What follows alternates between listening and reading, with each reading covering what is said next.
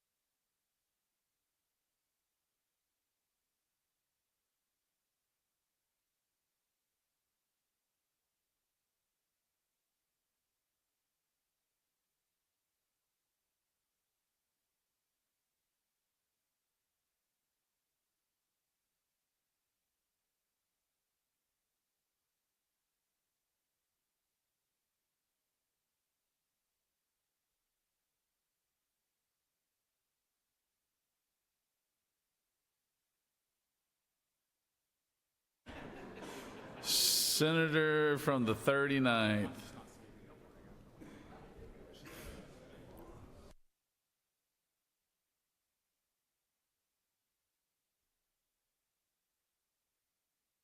Senator from the, well, Senator from the 16th.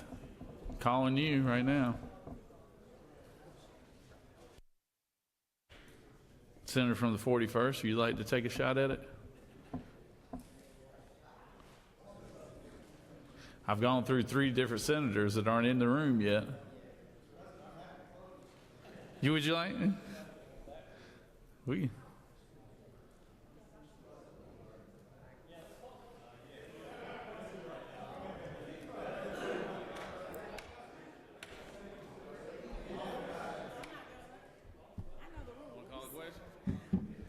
No, because there's a minority report, and then he gets to close, and by then y'all will be back.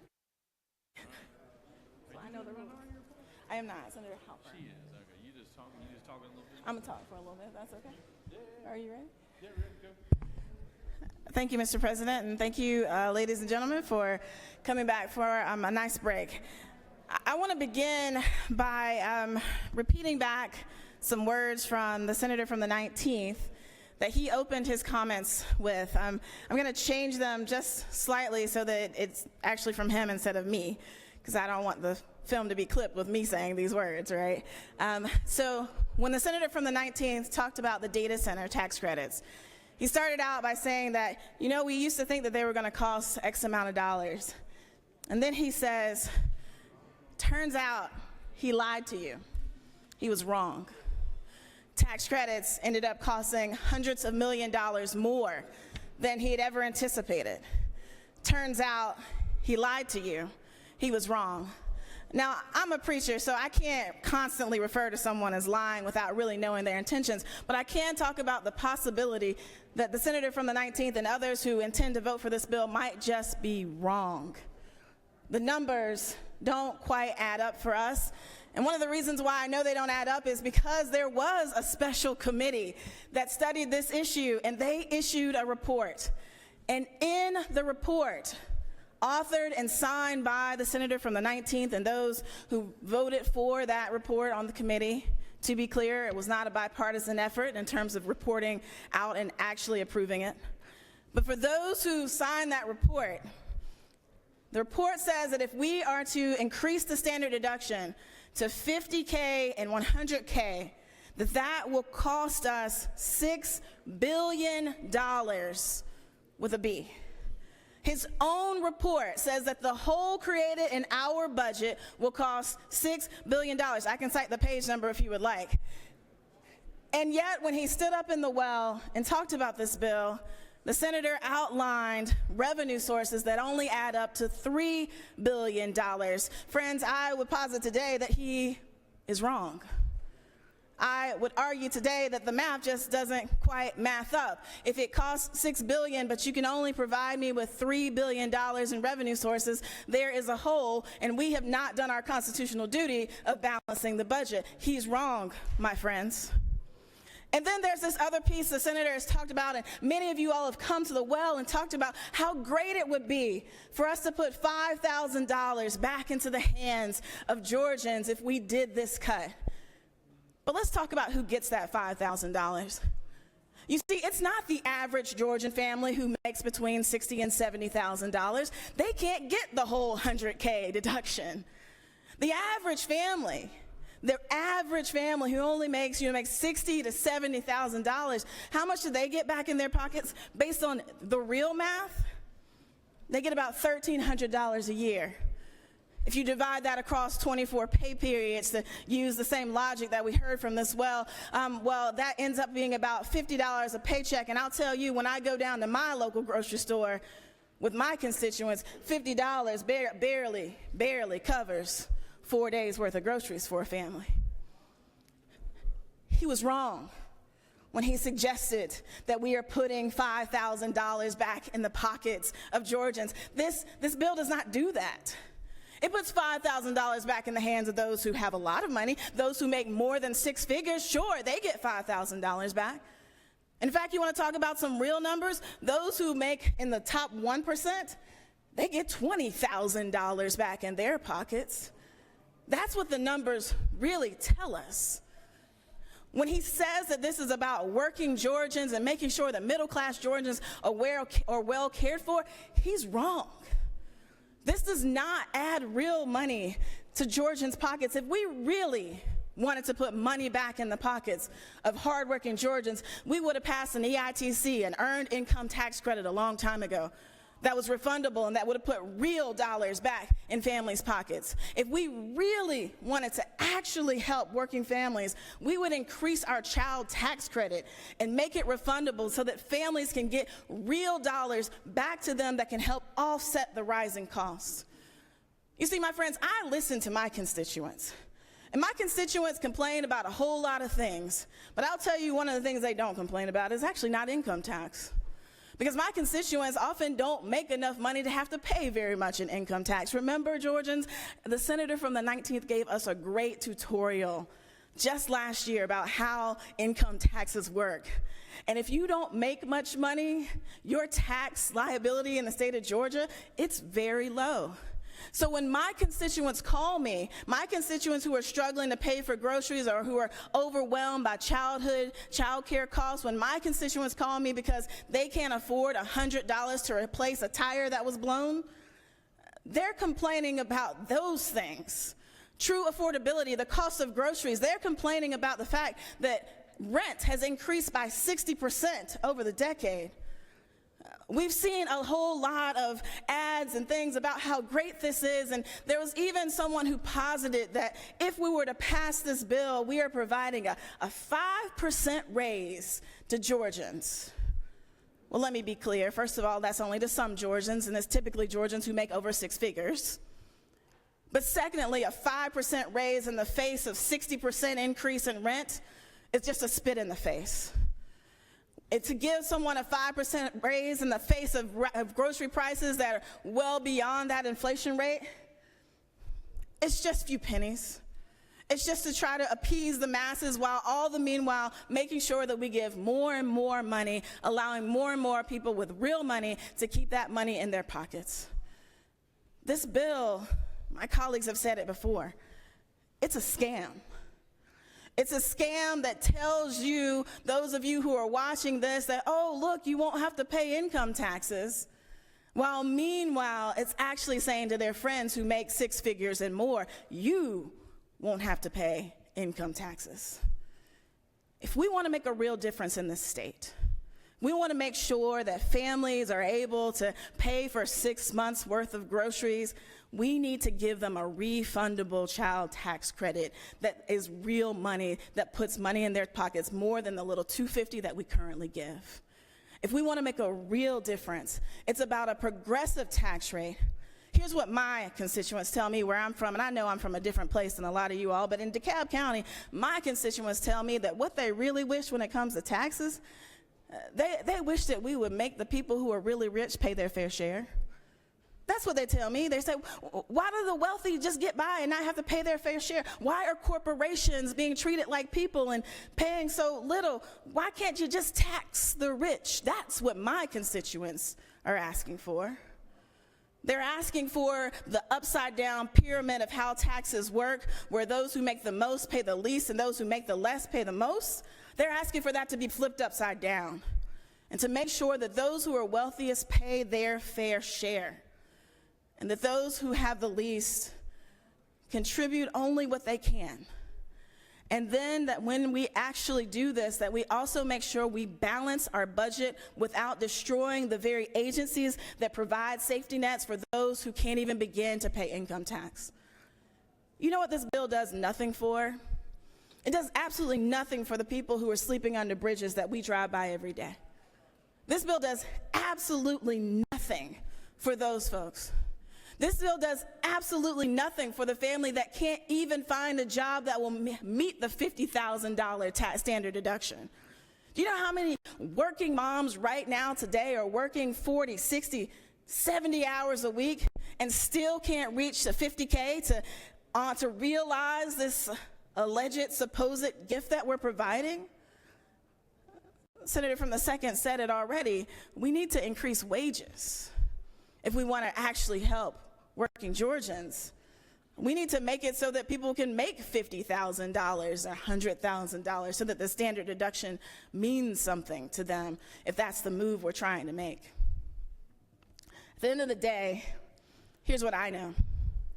I know that the people who live in my district, rushed by the signs that are posted on all the light poles in my district that say, child tax credit, file your taxes right now to get your check. Because the federal government provides a real tax credit for children. And people in my district rushed to file their taxes so they could get real relief. Until we are willing to do that, until we're willing to actually help families by giving them refundable tax credits that help them put food on the table, that help offset the high cost of childcare, we're doing nothing for the people of 41st. And in fact, I believe my colleagues have made a really strong and compelling argument that we're in fact hurting them. Because right now, today, perhaps for the first fiscal year, your $3 billion will work, but the second fiscal year in your budget, we know, costs at least $6 billion. And when we go to fill that in, it'll be by taxing the things that my constituents need every day. It will go to increasing a sales tax. Friends, let me end with this. I don't know how many of you like shopping at Costco, but if you want to shop in the Chattanooga Costco, you know where it is. It's in Georgia. It's across the state line. Why? Because in Tennessee, they don't have an income tax, so instead, their sales tax rate is almost twice as what it is here in Georgia. So the Chattanooga Costco is in Georgia, where the sales tax rate is almost half. I always tell my children, you probably shouldn't copy people who aren't going in the best direction. And for us to try to mimic and copy Tennessee and Florida, places with outrageous sales tax, well, I wouldn't recommend that. But instead, I encourage us to stay on the path where we actually do good things. There was a senator from the 42nd who raised the child tax credit last time to $250. And it was just a start. We can do more. That's the type of tax credits that we need. That's the type of progressive system that we need in Georgia to make real difference. I conclude with this. It's a scam. Because the families, the hardworking families of Georgia, the average Georgian, They don't make $50,000 or $100,000 as a family to get this full standard deduction. The only people who we're putting $5,000 back in their pockets are the people who make over six figures. I'm pretty sure my constituents are not excited about that. With that, I yield the well. The senator is yielded. Recognize the senator from the 16th.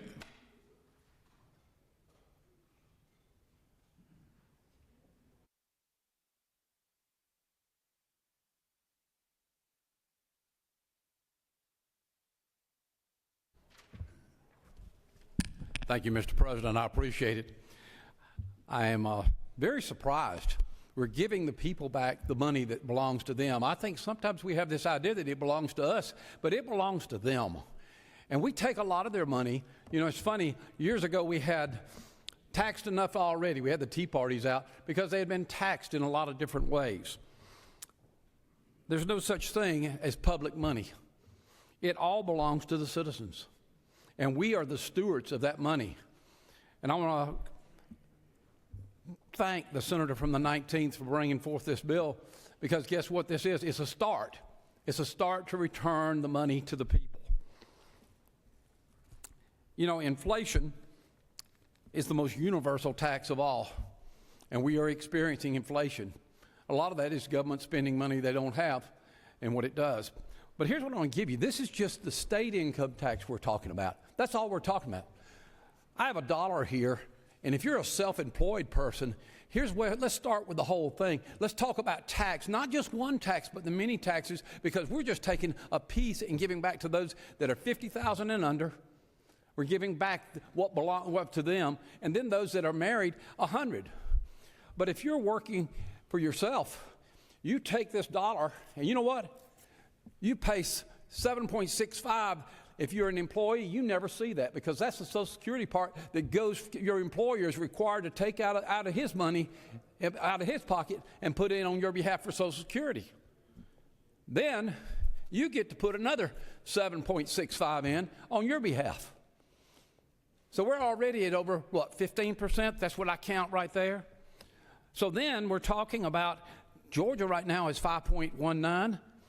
Well, let's take 5.19, and for people who are making $50,000 and under, we're going to really not charge that. We're going to let them have that money. That's that $2,500 plus that the senator from the 19th was talking about. Well, then you look at the federal side, and it's 10 to 37%. So let's take a little bit more and that portion, and that's what our citizens have left to spend. I lied to you. That's not what they have left to spend, because there's another 4% sales tax on anything they buy. If you live in the city of Atlanta, it's 8.9%. So that's it. I'm saying this, we have been taxed enough already. This is just a start of what we need to do, and we need to determine this. This money belongs to the people, and the government can't give you anything they don't take away from you first. And that's what we've got to understand. And we are starting to give the taxpayers of Georgia their own money back. But we have been taxed enough already. This is my money, so I didn't tear up anybody else's money. But let us understand that the money belongs to the people, not to the government, and we're giving it back. And I believe this is the first start to the right move, is to return the money to the people and let them spend it as they need to spend it. Thank you, Mr. President. Recognize the senator from 13th.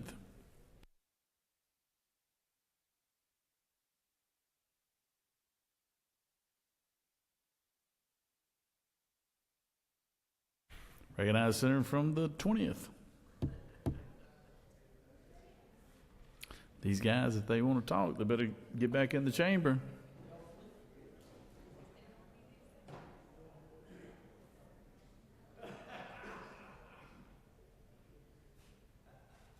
Senator from 27th. I'm drafting you, Senator. You'd be a better pinch hitter than some of these other folks anyways. Come on.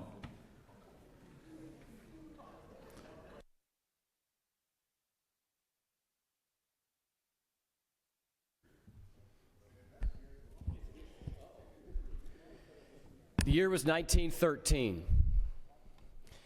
And for the first time ever, we legalized government taxing labor. It's the passage of the 16th Amendment. It was unconstitutional up until that point in time for government to come into your paycheck, take their share, and give you whatever was left over. Georgia didn't get in the game until 1929. So there are Georgians alive today who are older than the state income tax. You see, Democrats would have you believe that you getting to keep all of your money is a radical idea. But I would posture that the government coming in and taking your money that you have earned before you get yours, now that's the radical idea. Democrats would have you believe that they're looking out for the working class, that they only oppose this bill this year and this time for some other reason. But here's the reality. Georgia has the highest income tax in the Southeast. We are bordered to the north and the south by two states that are at zero. We are bordered to the east by a state that is heading to zero, and we are bordered to the west by a state that is lower than us. When a number of us came into office, our income tax was 6%. We went from 6 to 5.75, and every Democrat voted against it. We then went from 5.75 to 5.49. Democrats voted against that. We then went from 5.49 to 5.39. Democrats voted against that. We then went from 5.39 to 5.19. Democrats voted against that. Today, we're proposing to go from 5.19 to 4.99. And for the folks at home, just get ready, because Democrats are going to vote against that too. But we're going a step further today. We're raising the standard deduction to ensure that 64% of Georgians won't pay any income tax at all. There's a reason, y'all, why the Republican Party is becoming the party of the working class. It's because we recognize that we have to shrink the size of government and get more money back into the hands of everyday Georgians. Every single person that votes against this bill is voting for a tax cut for average Georgians. And how are we paying for it? I'm actually kind of shocked. Because the party, my party, that put a lot of these tax credits into place, frankly, has realized that it's gone too far. You see, we don't need to spend $1.3 billion bringing data centers to Georgia. We don't need to spend a couple more $1 million paying people to get their yachts repaired in Georgia. We need to level the playing field, allow businesses to compete, but most importantly, we've got to let Georgia compete. And we cannot compete with the highest income tax in the Southeast. And so for those people watching at home, I want to just recap the last 2 weeks in the state Senate for you.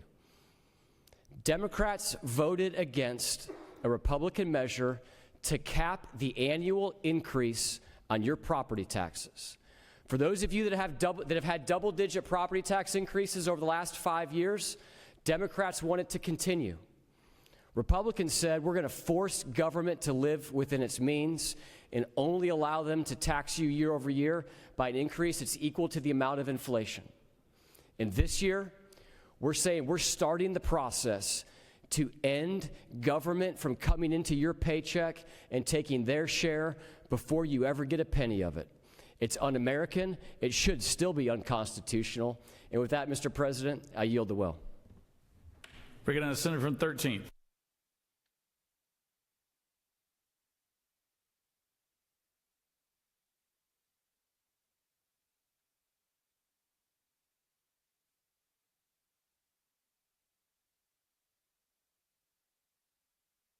Thank you, Mr. President.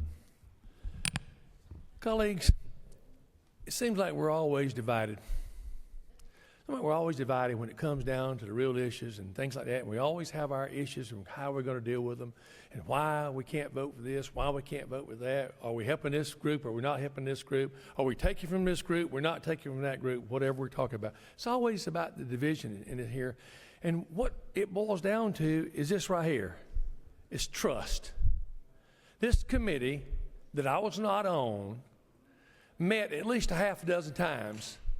I think I'm right about that. Since last year, 5 times over since last year. Now, if I'm not mistaken, this was a bipartisan committee. This was all of us being represented by the people that was put on that committee to come up with an answer, to come up with a way, to find a way to give relief to Georgians. Now, if I'm missing anywhere, anybody just stand up and say I'm wrong. We're giving relief to Georgians. That's what we're there for. Now, am I 100% satisfied with this bill? I'm not 100% satisfied with any bill, period. But it is a way, it is a start. It has been measured, it has been looked at and vetted, and it's come down to the point where this is how we can give relief. This is the way we can take action to do what we basically promised folks we would do. And everybody keeps saying, well, the other states, let me tell you something. Most of the states around us never had an income tax. We had to figure out how to get rid of income tax. Now, once you start to have something, it's hard to get rid of something to figure it out. So you got to replace something with something, or either you got nothing. That's a good quote, by the way. Having said that, here's where we are right now. My colleagues on the other side, my Dem colleagues, who I appreciate very much, say these things are scams, these things are not out, the money's not adding up, the math doesn't add up, the math isn't the math, or whatever. It doesn't matter how you add it up. It is giving relief to people. $100,000 earner or basically under is going to get some relief on their income tax.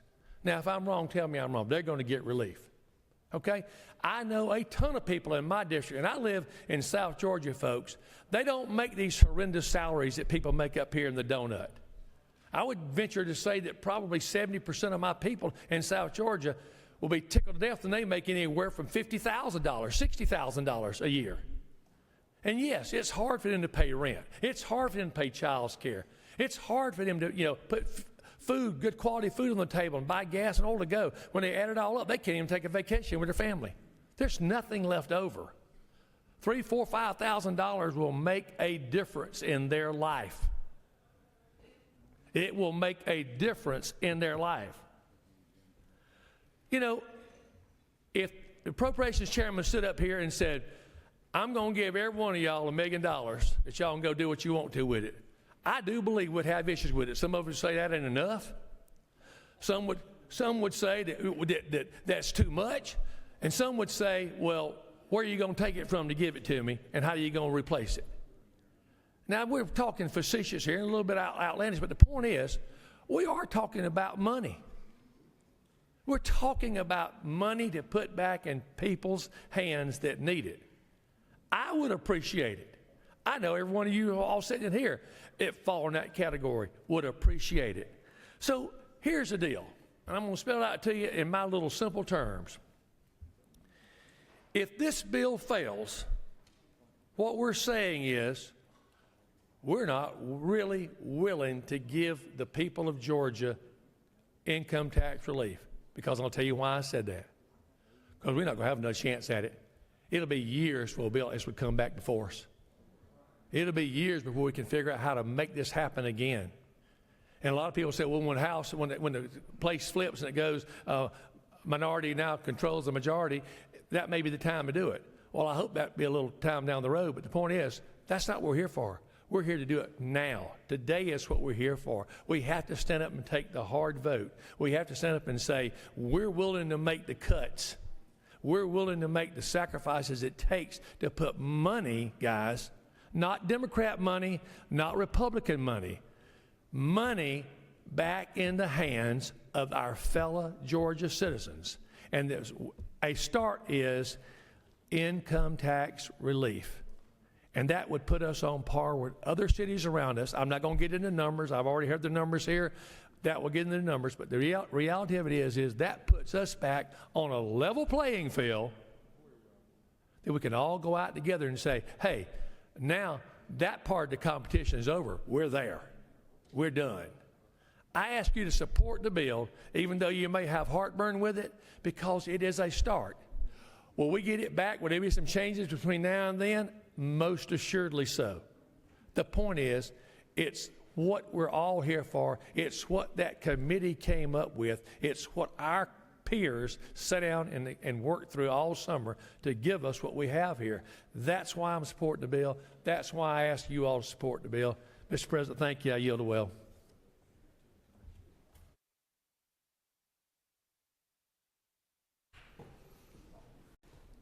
The pro tem.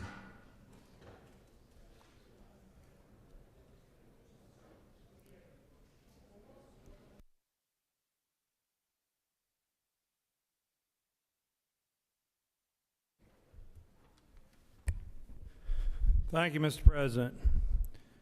So I rise today in wholehearted support of Senate Bill 476, and I'm excited to support this measure, and I would like to think that this would get unanimous support in this body. This is the type of day, the reason I ran for the state Senate is a day like today. I think it's a historic opportunity for us to advance meaningful relief for hardworking Georgia families. And I'm proud to support this bill. I'm glad I'm here at this moment in time. My constituents in Senate District 20, you know, they don't necessarily have a lobbyist up here advocating for them. They don't own a big corporation. They don't get special interest tax breaks. But they elected me to fight for them, and I'm proud to be here doing that today. I want to commend the Lieutenant Governor for forming the Senate Special Committee on eliminating the state income tax. I want to commend the chairman of that committee, the senator from the 19th, for doing such a good job. I'm a fiscal conservative. I want to do things that will make Georgia a great state, not just now, but for the long haul, for my grandson, for my grandchildren. I don't want to do things that are fiscally irresponsible. And I think my track record has proven that in my 11th year here in the Senate. When I was appointed to this committee, I was skeptical, I'll be honest with you, because I tutored kind of under Senator Jack Hill, and he believed that, we needed a diverse revenue source in Georgia, and he always stressed the importance of us keeping our AAA bond rating, and I cannot support a measure that I feel like puts that in jeopardy. But as we met throughout the interim, and we had a number of meetings all over the state and heard from experts from all over the country, I became convinced that this is doable. And the people of Georgia need this. $5,000 to a hardworking, middle-class Georgia family is meaningful to them. It can be transformational to them. It can help them pay off the credit card debt. It can help them pay child care. It can help them put groceries on the table. It is a meaningful tax relief that I am proud to support. You know, I've heard it said in this chamber and in committee meetings that the Georgia General Assembly is bad about picking winners and losers. And I think when you see some of the tax exemptions, the sales tax exemptions, the income tax breaks, the incentives in our code now, you would have to agree that sometimes we have picked winners and losers here. And I will tell you today, we're picking winners and losers too. And the winner will be hardworking Georgia families, and that's who I'm for, and I will never quit fighting for them. Thank you, and I yield the well. The senator is yielded. Recognize the senator from 31st, Majority Leader.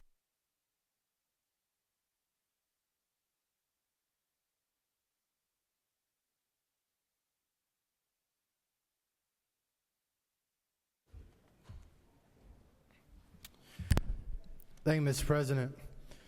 While we are here today to debate the Senate's income tax reduction plan, I want to take a moment to provide some context for how we arrived at this point. Republicans first took control of state government with Governor Sonny Perdue's election in 2002. At that time, Georgia's income tax rate stood at 6%, where it had remained since 1969.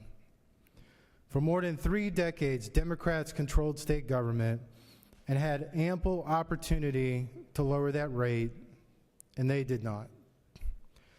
It was only after Republicans took the reins that Georgians began to see meaningful income tax relief. Today, the rate stands at 4.99, saving Georgia taxpayers more than $3 billion every single year. Not only have we reduced the rate by over 16%, but in the process, we have provided billions in income tax rebates to Georgians. The same is true with property taxes. Georgia had a state property tax dating all the way back to 1852. 1852, y'all. That tax was finally and fully eliminated under Republican leadership in 2015. This progress didn't happen by accident. It took years of responsible, conservative budgeting under the leadership of Governors Sonny Perdue, Nathan Deal, Brian Kemp, and great Republican leaders in the state Senate and the state House. It required discipline through hard times, through the COVID pandemic, and through years of skyrocketing inflation under the Biden administration. Because of that discipline, we created record surpluses protecting core services and keeping our state on solid financial footing. We also built a business-friendly environment that is the envy of the nation. Georgia offers world-class universities and technical colleges, strong workforce development programs, energy rates below the national average, a competitive tax climate. Businesses of all sizes can grow and thrive here, creating an opportunity for Georgians who are willing to work hard and support their families. Because of that record responsible leadership, Georgia is now in a position to do what Republicans believe in most, returning money to the people who actually earned it.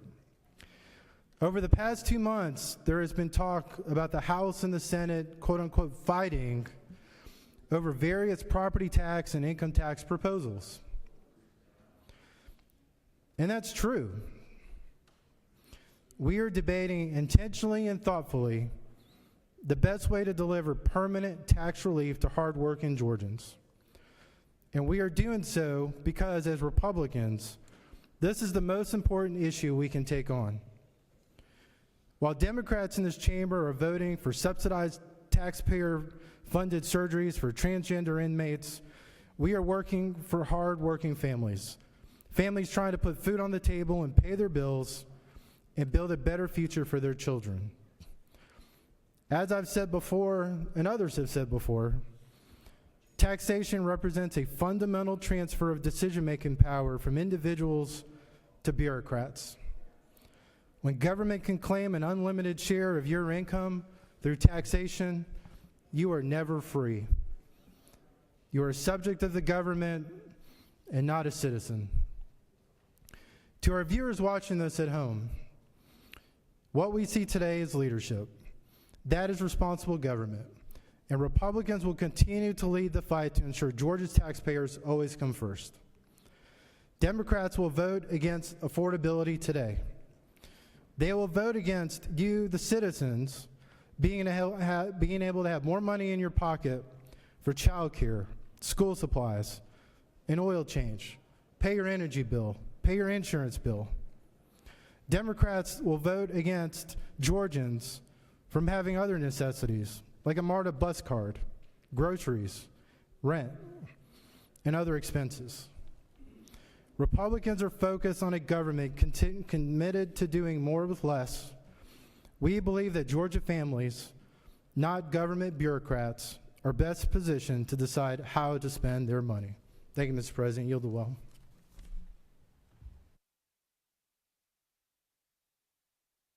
Thank you, Senator. Senator's yielded. Senator from 38th.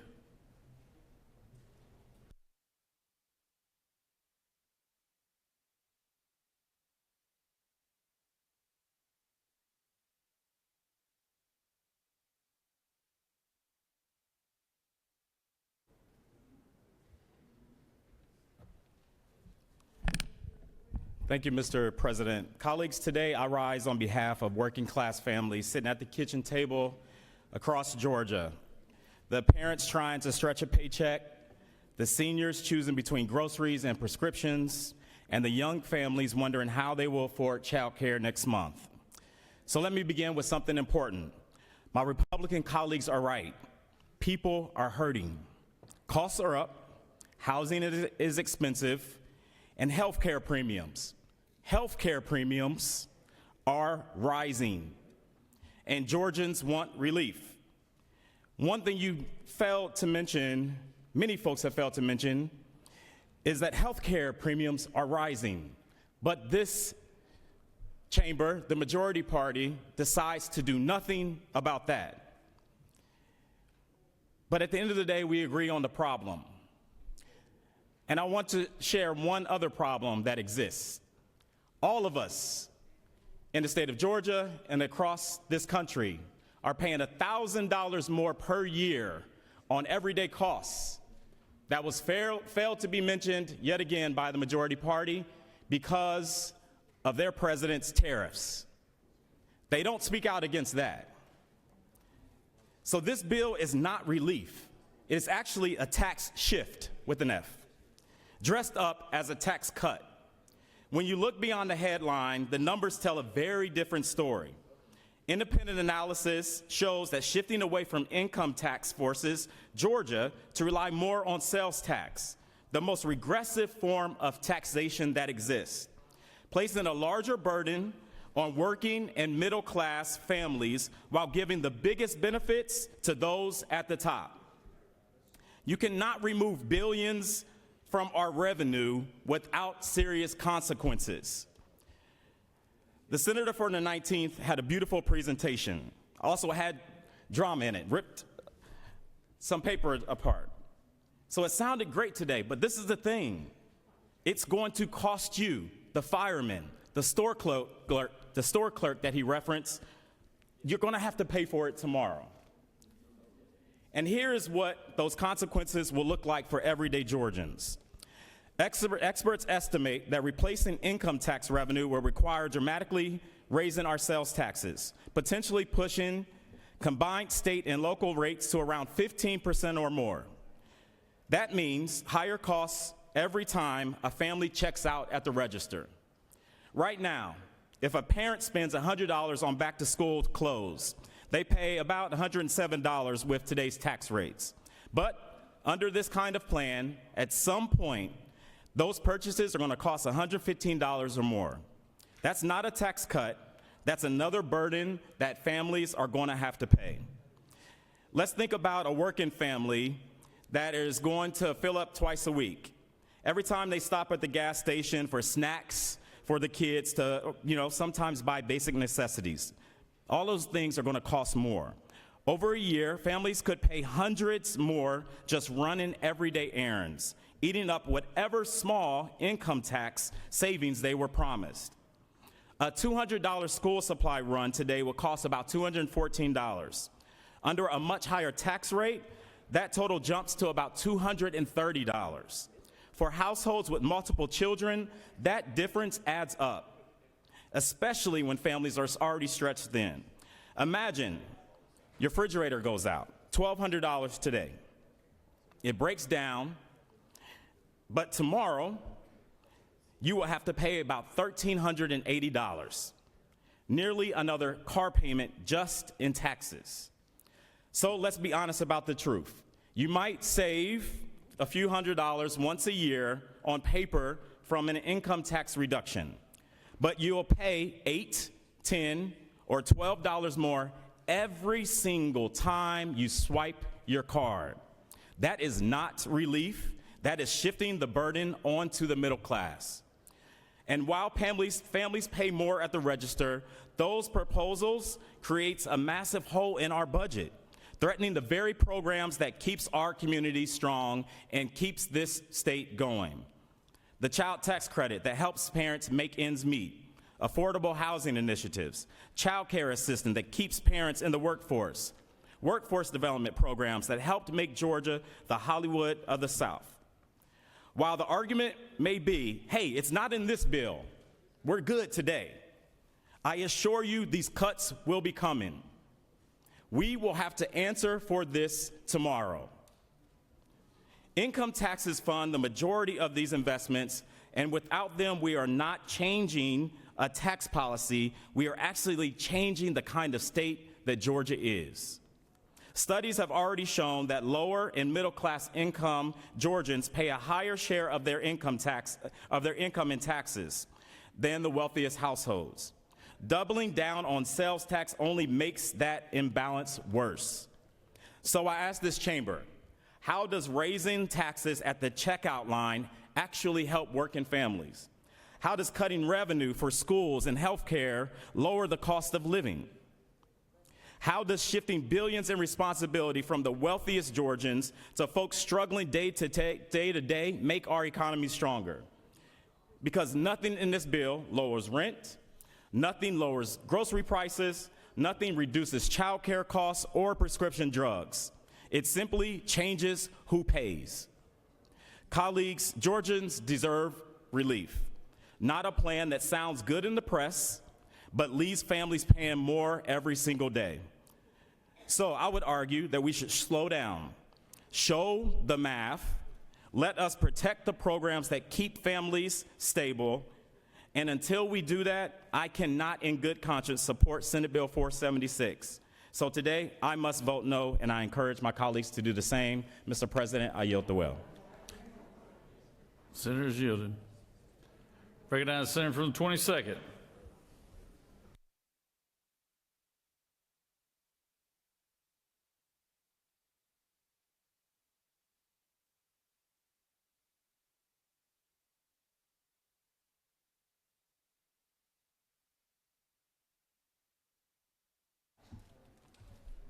Thank you, Mr. President. Just go over a few things. If this was normal times, not an election year, this statement right here would be what Republicans would be running on by the Georgia Public Policy Foundation, conservative think tank. The overall tax burden that Georgia charges its residents, meaning the average of all the state and local taxes residents pay as a percentage of average income, is 8th lowest in the country. 8th lowest in the country by conservative think tank. 8th lowest in the country, just went in 2025. And that matches South Carolina's even slightly better than Florida. That's what you usually would run on. You would say you've been good public stewards, got the 8th lowest average tax overall tax in the nation. But these aren't normal times. So therefore, you have to come out and say, everyone's overtaxed, the Georgia's taxes are too high, it's the worst ever. But when you do that, just make sure you put the blame on yourself. Y'all in the majority. So when you go give that speech out in the different little neighborhood associations or chamber of commerce and you say all that, make sure you say we're the ones been overtaxing you. Don't say what the truth actually is, that's basically the 8th lowest in the nation. Make sure you say us, Republicans. Don't put on Democrats. Don't put on trans folks. Don't put on DEI. Don't put it on women. You put it right squarely on you, that you've been overtaxing everybody, if that's what you believe. Because your think tank, that's not GBPI, that's your think tank, conservative think tank, they say it's the 8th lowest. So that's kind of like how we start off, about how disingenuous all of this is. That's the beginning part of it. Now we start talking about other states. Florida and Texas never had an income tax. Tennessee never really relied upon it when we talk about that. So when you go out and tell your folks that, I want you, if you represent an urban area, I want you to make sure now you tell them that Texas spends the lowest amount almost on the nation of transportation. So those of you who represent some urban areas, metro areas, you make sure you say Texas doesn't have any income tax, but guess what? They spend the lowest amount on transportation. I know transportation is an issue for metro areas. We're going to follow Texas. So make sure you bring that out to them, because all of y'all are running around talking about these states, but also say the negative parts of what's actually going on. Those of you in the rural areas, since people want to talk about rural areas, I want you to also say that Texas doesn't have an income tax, but they spend the lowest amount on health care in the nation. That's who you want to follow. Make sure you bring that out too now. Don't just throw out states. Make sure you give the truth about these states. That's the key.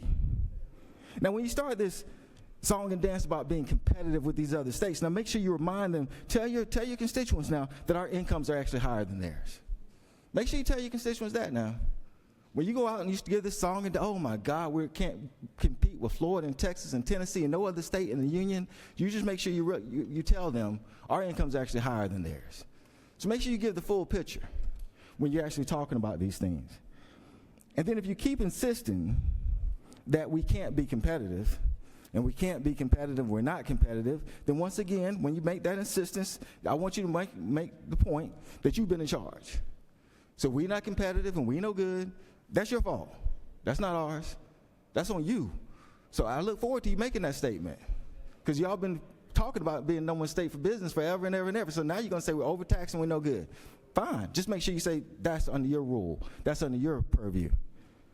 Now, someone's going to ask you, well, how do you pay for it? How do you pay for these kind of tax cuts? How do you pay for it? And we know we're going to talk about eliminating exemptions going up to 2032, which is really smoke and mirrors, quite frankly. But number one reason how people pay for it is through higher sales tax. That's just a statistical fact. Tennessee has one of the highest sales taxes in the nation. Same with Florida and Texas. What people do when they do this, and of course Georgia will be the only state that actually is doing it this way. Alaska is the other, but they struck oil. How they did it was through higher sales tax. And that's why people keep coming up here and say higher sales tax. And at the end of the day, it's going to be a trust thing. I'm going to tell the people of Georgia why you should trust what we're telling you is true and not what the Republicans are telling you is true. But all of these states have higher sales taxes than Georgia, and those states that have been prominently mentioned have some of the highest sales taxes in the nation. And the reason is clear, because once you do that, for instance, within Texas, 84% of their whole revenue depends on sales tax. 75% in Florida depends on their sales tax. So obviously that sales tax has to be very high. The other way that money is got is through a state property tax, and we're not talking about car tax. We're talking about real estate property taxes. Georgia doesn't have one. So there's two ways that it's happened, only two. Higher sales taxes and higher state property taxes. What you guys are trying to propose is this third way, this third magic way that you've created out of whole cloth. And we'll get to that in 1 second. But the two ways that every other state has met this, and the problem is, you know it, is through higher sales tax and the state property tax. And you're talking about property taxes being high now, the state would actually have to create its own property tax. So let's go to the part that you're insisting upon about the exemptions, because that's very, very interesting. Because I want you to make sure when you tell your folks this about ending exemptions or percentage of exemptions or whatever, it clearly says in 2032 all exemptions go away. Make sure you tell them now when they ask, well, I thought these exemptions help bring jobs to Georgia. Make sure you tell them now that you've been wasting their money on these things, that it's just corporate welfare, it's not jobs. Make sure you tell them Republicans have been doing this now for 15 years, that y'all have been just sitting around wasting Georgians' money on this stuff because it hadn't brought no jobs. It hadn't done anything good for Georgia. That you guys have been voting year in and year out, because we're in the minority, for any of these kind of exemptions. You guys are the ones that go to the press and say that these exemptions are good and that they work and they bring jobs. Make sure you tell them now that you have not been honest with them and you've been wasting their tax money all of these years when you go and say that these exemptions don't bring jobs, because that's basically what you're trying to convince them of. The fact of the matter is, this is the scenario that's going to play out. And this is how it will actually happen. Number one, what you call corporate welfare, I call jobs. That's the difference. That's and it's interesting how it's turned now that it's election year. Now all of a sudden, a Georgian's job is welfare. It's interesting when you want to get elected to something. A Georgian's job is now welfare. I want you to make sure you tell your constituents that. Make sure you tell the same constituents that you went and talked about the tax credit that you got that brought such and such company to Georgia and it helped you get a job and you got on your pedestal. I want you to say that that job is nothing more than welfare, and I'm going to take it from you. Make sure you do that now, because that's what you're claiming today. But that's the key, because the 2032 is key. Down the line is key, because any of this stuff can be repealed, because that's the key. Because what's going to happen is you pass this, and the reality of the situation is that Georgia has relied on these tax credits to bring jobs. And then what's going to take place is somebody's going to come up here with a nice, calm voice and say, we've talked to our friends, and they said that we need to keep the credits. But we've got to find a way to get the money. And the only thing we can do now is do exactly what you guys said we were going to be doing, raising sales tax and raising property taxes. That's what's going to happen. Because the fact of the matter is, Georgia don't attract jobs any other way. Most southern states rely on tax credits. Georgia's the number 3 as far as tax credits within the nation, as far as relying on them to bring jobs in. There's a reason for that. Because health care isn't any good. It's 48th in the doggone nation. We're not top 5, top 10, top 20 in education, so that's not bringing anybody here. You know, when we start talking about child care, that's some of the worst in the nation as far as cost is concerned. Poverty is higher than the national average. Child poverty is higher than the national average. Our overall cost of living, basically our overall living arrangement is 39th. I believe one of the senators mentioned that this morning. So the only thing we got to attract jobs is those tax credits. We don't have anything else. And why do you think most southern states basically rely on those tax credits? Because their health care is no good. Their schools are failing. They basically are gutting schools for vouchers. Same thing. That's why if you look at where most tax credits go, southern states. And what you guys are now proposing is we're going to get rid of it. The one thing that's driven our economic engine we're going to get rid of. You're not going to do it. This is foolishness. And so what's going to happen is you pass this, come back, say we actually learned. The same way now you're claiming you learned. Well, we learned they don't really work. You'll come back and say, well, we learned they actually do work. But we got to find the money. And we hate to do it, and it will be incremental sales tax increases. So a little small, all of a sudden some state property tax will be created, and that's where we're going to go. And so the question becomes, who to trust? Who should Georgians trust on this issue? Well, I would say you trust the persons, Georgians, who have been trying from day one, Democratic caucus, to raise the minimum wage. I would say you trust those who have been trying to lower child care costs. I would say you trust those that have been trying to provide health care to rural communities. I would say you trust those that have been talking about over the last 10 years for a needs-based scholarship, not just for the last month. I would say you trust those that have been talking about having an earned income tax credit. I would say you trust those that from day one have been trying to help you and your family, and not trust those who have gutted health care, not trust those who sit up there and say, I'm for rural Georgia, but won't stand up to get doggone Medicaid expansion.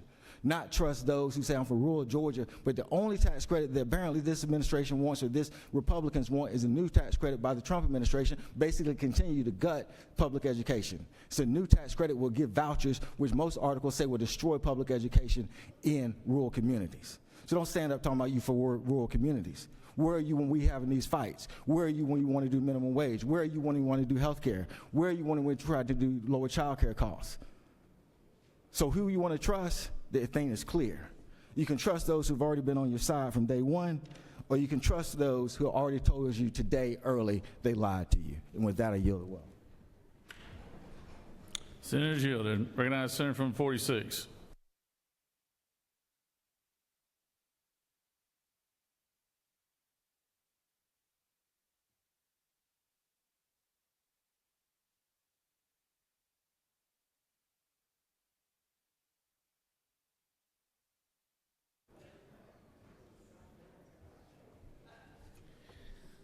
Thank you, Mr. President. Senators, when you've been here a while, you get to the point where you feel like you've seen it all, and lo and behold, you turn around and you get blindsided by something else that just sort of shocks you how things change over time. I'm going to keep this concise, trying just to rebut some of the misstatements that I've heard here this morning and this afternoon. You know, the Democratic Party used to be known as the champions of the middle class, the working class. and the Republicans were the big bad rich people looking after business interest and the wealthy. That narrative is completely flipped now. Donald Trump is our president today because of his advocacy for blue-collar workers, for hardworking, middle-class Americans, and he showed what they mattered to the Republican Party. That's who this bill helps. Working-class people, middle-class people, they get the tax break. Only the people that make less than $50,000 per person or less than $100,000 per couple get to go tax-free, zero income tax. And how are we making up that revenue? We're taxing the rich and we're taxing corporate America. All the corporate special interest that we're giving tax breaks, tax credits, tax deductions, they lose them. That means they are now going to be paying that tax that we've been letting them off the hook for. And by them paying the tax, it's going to let our less wealthy people, our individuals, keep that money in their pocket. So you're still looking, are you a party that wants government to take care of all of our needs, take our money, and then decide how to distribute it? Or do you want to let us keep it in our own pockets so that we can afford to buy the things we want to? This has got nothing to do with tariffs. There is no data that establishes that any tariff has raised inflation. The inflation problem came from the Biden administration with 17, 18, 19% inflation that we are now fighting, trying to recover from and lower those costs. Well, that is a frustrating thing to be in state government and being asked to try to make things more affordable to Georgia citizens. We have very few tools in our toolbox to lower costs. We can't go put rent controls on housing people. We can't go to the grocery store and say, no, you can't raise your prices, you can't charge but X amount. That is beyond the power of government. But what we can do is put more money in your pockets. So when you get your paycheck, just for round numbers, if you made $100,000 a year, you and your wife, you're going to pay $5,000 of that to the government today.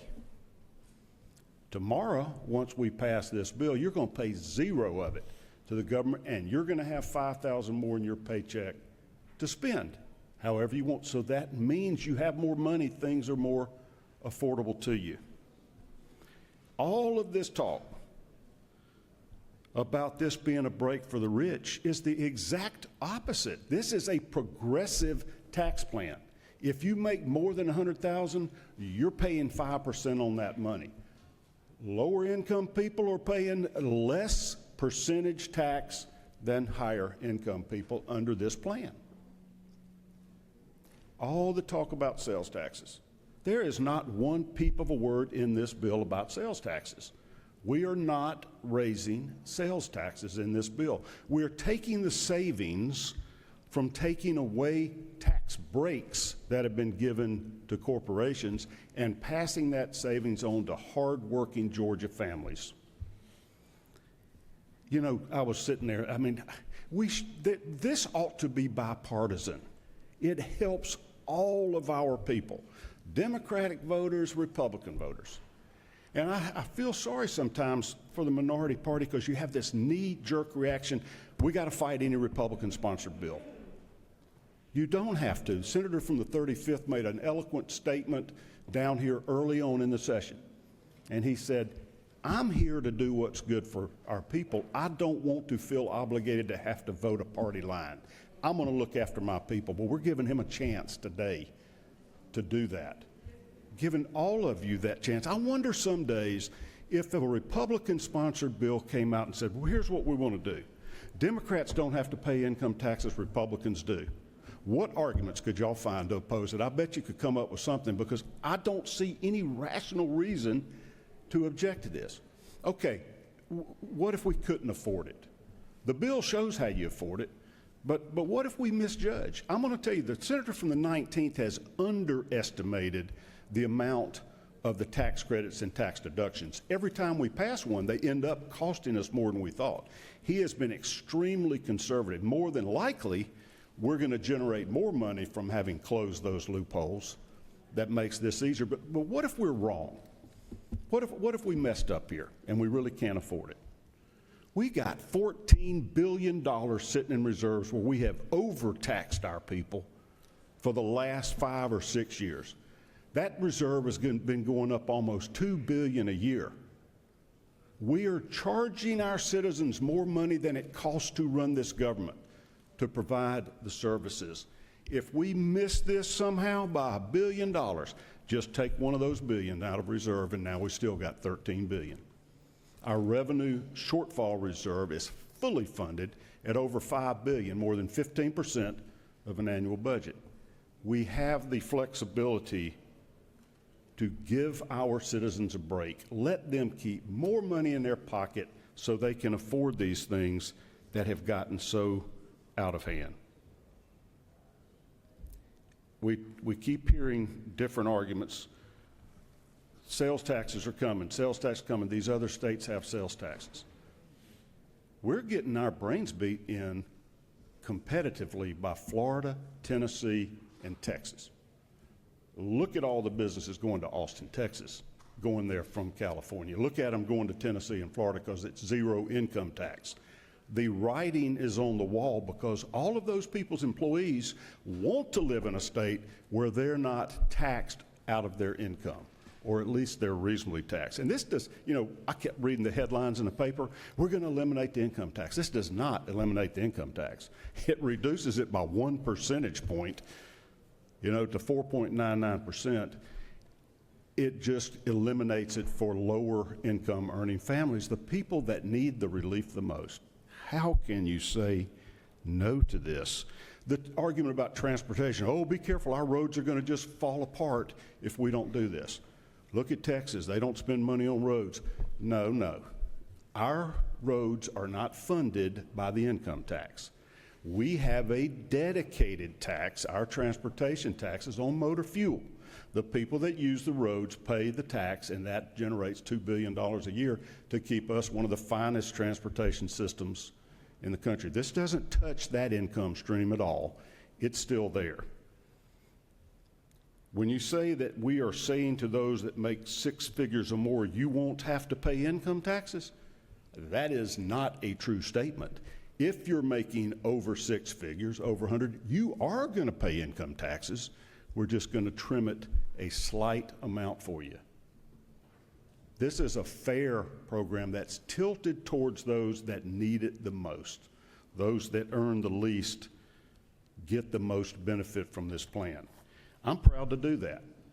And I think it's been such a dynamic for the Republican Party as we have now broadened our base and we are appealing. We are now the party of the working class because we're fighting for you. We're giving you more money in your pocket to help navigate your way through these tough times financially. We hadn't gotten to bill number 2. Somebody made a comment, I think it was the senator from the 19th, read the legislation before you criticize it. This doesn't eliminate a lot of tax credits I would love to eliminate. I have a reputation of voting for every tax cut there is and voting against every tax credit, tax deduction, because I don't think we ought to be picking winners and losers out of industries. This makes all of the lower income, harder working people winners. There is another bill coming behind this, and I've read it, and it deals in a little more finite manner reducing the income tax levels. Well, if you think any of this thing helps corporations or the poor, you're going to notice in that bill that it gets the income tax rate down to 3.99 for individuals, but only 4.99 for corporations. Nothing in here is weighted to help the rich, the wealthy, the corporations. It's aimed at the hardworking Georgia families that need relief. I'm enthusiastically voting yes, and I ask you all to take off the R and D labels and blinders and vote for what's best for Georgia. Thank you. I yield the will. Senators yield the will. Chair recognizes the senator from the 14th to speak to the measure.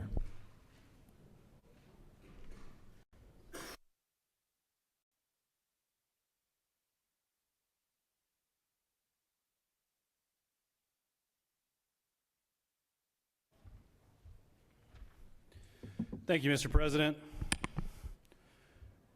It's not Christmas, but I do want to ask, have you seen the movie It's a Wonderful Life? Anybody? Every 8 p.m. Christmas Eve on NBC. NBC didn't pay me to say that. That was a childhood tradition of mine growing up in East Cobb counties. We'd watch It's a Wonderful Life on Christmas Eve in my household. It's the story of George Bailey, a guy whose family owns a humble business, the Bailey Building and Loan. And y'all know what a building and loan is. Building and loan is sort of like a credit union. It's a financial institution, not a bank, that can take investments from ordinary folks and then offer loans to build houses, small single-family homes that are modest but quality, affordable, and then the money becomes equity, right? That everybody's got equity in each other's homes. And so it's a pro-social community way to build the opportunity for affordable home ownership in Bedford Falls, which is the name of the fictitious town where It's a Wonderful Life takes place. And I won't, comprehensively recite the plot of It's a Wonderful Life, but suffice it to say that George Bailey, the protagonist, faces a crunch. He faces an economic crisis in the community of Bedford Falls. It's around the wartime, right? It's like World War II era. It came out, I think, Frank Capra, right? It came out in the 1940s. And he has to reassure investors in the building and loan that they need to keep their money in the building and loan, even though there's a crunch, because it's critical to affordable housing in the community of Bedford Falls. And every good story needs an antagonist. And the antagonist in It's a Wonderful Life is a robber baron named Henry F. Potter. But he's Mr. Potter. And Mr. Potter in that film is synonymous with greed, synonymous with capitalist exploitation. Any window of opportunity he sees to extract wealth and value for himself, he will take it. And granted, it's a bit of a caricature, kind of a reductive look at one man, but he's meant to symbolize some very powerful forces in society who seek at every opportunity to make a buck. And if they can make a buck off the little guy, the low-income guy, that's what they're going to do. And we all know that those folks are out there.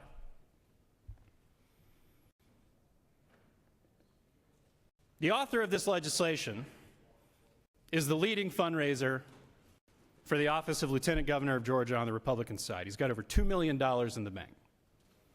And I would humbly submit to you that the people that he is talking to today and trying to sell this bill to, lower income, working families, are not the folks filling up that bank account with $2 million. Follow the money. The people who want this bill are the people who own car dealerships. They're the people who own big businesses throughout the state, who are expecting Republican government to persist in 2027 and are making sure to fund that outcome and make sure that that happens. And I want to talk about a scene from It's a Wonderful Life that reminds me a lot. This debate reminds me a lot of. There's an economic crisis in the town of Bedford Falls. So what happens? The bank starts to fail. Mr. Potter, who owns most of the businesses in town already, takes over the bank. And when he takes over the bank, he starts calling loans. And he calls the loan for the building and loan. And they have a little mishap. It's a little plot device where they misplace some money, but the building and loan is underwater. They're in trouble. So what happens? All of those investors who own their quality, affordable, smaller homes, but dignified homes in Bedford Falls, run to the office of the building and loan, and they demand their money out of the building and loan. Why? Because they can't get money out of the bank. There's been a run on the bank. So they need their money, and they need it now. And you hear several of the townspeople in Bedford Falls say, I got bills to pay. I can't make it till next week. I can't make it till next month. And George Bailey is faced with the prospect that all of a sudden, just like there was a run on the bank, all of the people who need their money and need it now are going to bankrupt the building and loan. Because if everybody in Bedford Falls asked for all their money back immediately, the building and loan would not have enough money to cover its liabilities, and the building and loan would go under. Well, there's also a scene prior to that in the movie, where Mr. Potter is working with one of his associates, one of the guys who works for the machine. And they're looking at Bailey Park, which is all of the beautiful small homes that the townspeople in Bedford Falls own because of George Bailey, the underdog, the protagonist of the film. And the associate says to Mr. Potter, you know, it's like a back room with the cigars, right? They're planning their economic domination. And the associate says to Mr. Potter, look at this Bailey Park with these sprawling, beautiful homes that are affordable to the everyman, to the average Joe. It's a problem. That park is a problem because that's land that we don't own. That's housing that we're not charging rent for, that we're not making money off of. It's something in Bedford Falls that we don't have our hands on. So when there's a run on the building and loan, and all the people come to get their money back, George Bailey has to give, it's one of those inspired speeches, right? It's like the wartime speech where he's got to reassure all the people in the community that they can't cut and run. They can't just give up now. And I would do a Jimmy Stewart impression, but the well's too dignified for that. But he says, Tom, Randall, now wait, listen to me. I beg of you not to do this thing. If Potter gets hold of the building and loan, there will never be another decent house built in this town. He's already got charge of the bank. He's got the bus line. He's got the department stores, and now he's after us. Why? Well, it's very simple, because we're cutting in on his business. That's why, and because he wants to keep you living in his slums and paying the kind of rent that he decides. Joe, you lived in one of his houses, didn't you? Well, have you forgotten? Have you forgotten what he charged you for that broken down shack? Here, Ed, you remember things, last year when things were going so well, you couldn't make your payments. You didn't lose your house, did you? Do you think Potter would have let you keep it? Can't you understand what's happening here? Don't you see what's happening? Potter isn't selling, Potter is buying. And why? Because we're panicking and he's not. That's why. He's picking up some bargains. Now, we can get through this thing all right. We've got to stick together, though. We've got to have faith in each other. Now, the reason he had to give that speech is because the move that Potter made in this window of opportunity, and I promise I'll get to my point, is that Potter tried to buy all of the shares of the building and loan for 50 cents on the dollar. 50 cents on the dollar. He said, you can get your money from me today, but you got to give me your shares in the building loan. I'll give you half of what they're worth. So some of the townspeople who need that money, they're ready to go. They're ready to sell their shares in the building and loan on the cheap for 50 cents because that's money today. Folks, this debate is bigger than this one bill.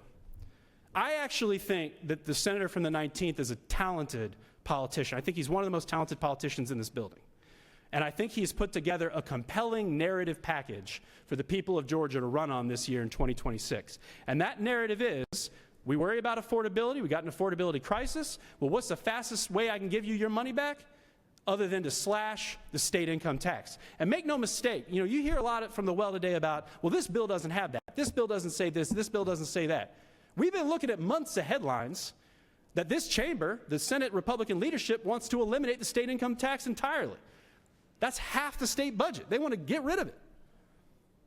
Now, I'm not a math major, and I know most of Georgia's not a math major, but something's got to give. If you're going to eliminate half the state budget over time, now they'll come up and say, that's not in the bill, that's not in the bill. But if you eliminate half the state budget, you got to replace it with something. That's just simple logic. That's basic common sense. Otherwise, we're going to cut all the services that we do have. And let me submit to you that when Potter says, I'm going to take your shares for 50 cents on the dollar, Potter is not saying, and I'm going to build you a bunch of slums and raise your affordable housing and put you in slums where the water doesn't heat and the appliances break and you never get maintenance. He doesn't say that. If Senate Republicans were representing Mr. Potter in court, they would be saying right now, well, that's not in the bill. Mr. Potter never said he was going to put you in a slum. All he said is he wants to buy your shares for 50 cents. That's all he said. So don't act like he wants to do anything else. But what does Potter really want? Well, the movie tells us. Because when George Bailey lives an alternate reality, right, he's contemplating ending it all because he's so depressed. And an angel shows George Bailey what life would be like if it weren't for George Bailey. If it weren't for George Bailey, what would the name of Bedford Falls be? Anybody remember? Pottersville. where he doesn't just own most of the town, he owns all the towns. And it's not the cute, crafty, small arts and crafts storefronts on the main street. It's strip clubs and bars and nightlife and vices and anything, Trumpy, right? That's flashy and gets attention and is made of gold. Entertainment and cheap thrills is what Pottersville turns into because the building and loan collapses in that world. State government isn't that sexy. State government is something that Grover Norquist wants to drown in a bathtub, famously. But what is state government? State government is affordable housing. It's us working together to solve our problems. And this bill does cut the low-income housing tax credit, a credit that enabled 60 projects last year for thousands and thousands of units of affordable housing. It's your public schools. State government is making sure that we've got top paid teachers in the classroom attracting good talent so that we can learn innovation, like some of our schools are trying out, but most of our schools deserve access to, is innovation that can help our students learn not just basic literacy, but let's compete with China, right? But where is our state government now? Our state government is, and I got to commend the senator from the 4th, he does amazing work on literacy. But why are we 20 years behind on it? Why are we 20 years behind on something we should be getting right? We should have been getting right from the 90s until now. Why is it that when I go to retirement committee, we're constantly having conversations about how to fudge the pension numbers so that police officers and teachers can get the promise of some kind of payment on the back end so that they can stay in their jobs? Because we have a retention crisis, because we're losing state employees. What about our prisons, where the walls are crumbling and people can break a piece off the wall and make a shank, or the locks don't work on the doors, so we got to put master locks on, which is a fire hazard. Otherwise, people get murdered in cells, and the GDC is having a hard time keeping up with even who's where and what cells when murders happen. They don't know who to put the finger on because the guards aren't saying anything about it. What about behavioral health and the fact that we don't have enough beds for people in mental health crisis? The list goes on and on. State government in Georgia is our building and loan. State government is our cooperation with one another to try to solve the most pressing problems we've got. So when I hear voices up here today saying, Republicans are for affordability, Republicans are the underdog, imagine Mr. Potter pretending to be the underdog. Imagine Mr. Potter saying, I'm for the little guy. That's why I'm offering you 50 cents a share on your shares in the building and loan. Mr. Potter's not for the little guy, and Georgians are smarter than this. I mean, one of the most cynical things about this debate is that, the Republican Party in this debate is very smug because you think that you have a stranglehold on how politics works. You think tax cuts are easy money politically, that this is going to do shock and awe politically for your base. And how could you vote against this? I've heard that from several members. How could you vote against giving money back to people? Imagine being in the room at the building and loan. How could you vote against giving these people 50 cents on the dollar today? Why? Because that might be today, but next week, next month, their affordable homes go away. Next year, the slums get built in their place. And for the 10 to 20 years after that, people are struggling even more to get by in the slums that follow when we cut off our most basic services. Georgia is in the bottom 20% nationally for per capita government investment. Georgia is in the bottom 20% nationally for median income. You heard the minority leader that we're 8th to last on metrics where we shouldn't be. It's the opposite because we're the 8th most populous state. We're a big state with over 11 million people. We have a lot of needs. But in Pottersville, in that alternate reality where Potter owns everything, people are defeated.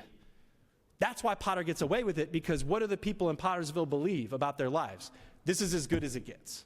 It can't be better than this. There's no vision for how we could work together. Of course, there's a bunch of bars and strip clubs on the main street. Of course, there's no access to affordable housing because that's just the breaks. That's just what life is like. And in Georgia, the analogy is easy. When there's not an OBGYN in a significant percentage of Georgia counties, when you have to drive 60 minutes for emergency care because there's no primary or specialty care doctor in your district, a lot of the attitudes of Republican electeds and people who have been taught helplessness, who have learned helplessness because their state government is not proactive in meeting these needs, they have been taught to believe that that's just the way that it is. But what about the minority whip? Remember her speech about the child tax credit. We had one federally that cut child poverty in half. it would cost the same amount of money that we're spending on this. We could do a child tax credit for $6 to $9 billion, depending on how you want to do it, and you would cut child poverty in half, and then what? Those kids can afford for their parents not to have to work 2, 3, 4, 5 jobs. Those parents can send their kids to get a quality education. Those kids don't have to worry about working themselves to facilitate the family's finances. Those kids have more educational and work opportunities because they've left the poverty trap. What about an earned income tax credit? What about all the ways that we could be investing in working families, but the majority, speaking on behalf of Mr. Potter, wants you to believe that that stuff's just not possible. It's not realistic.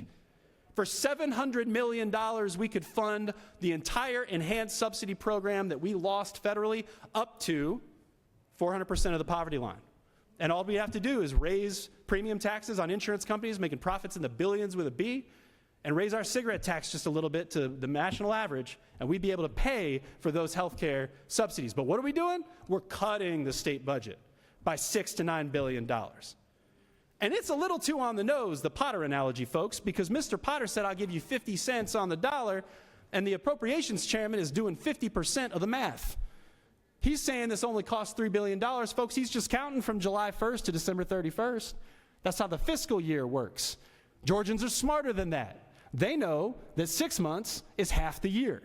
And when you do this program in 2027, it costs $6 billion for the whole year, not $3 billion for half the year.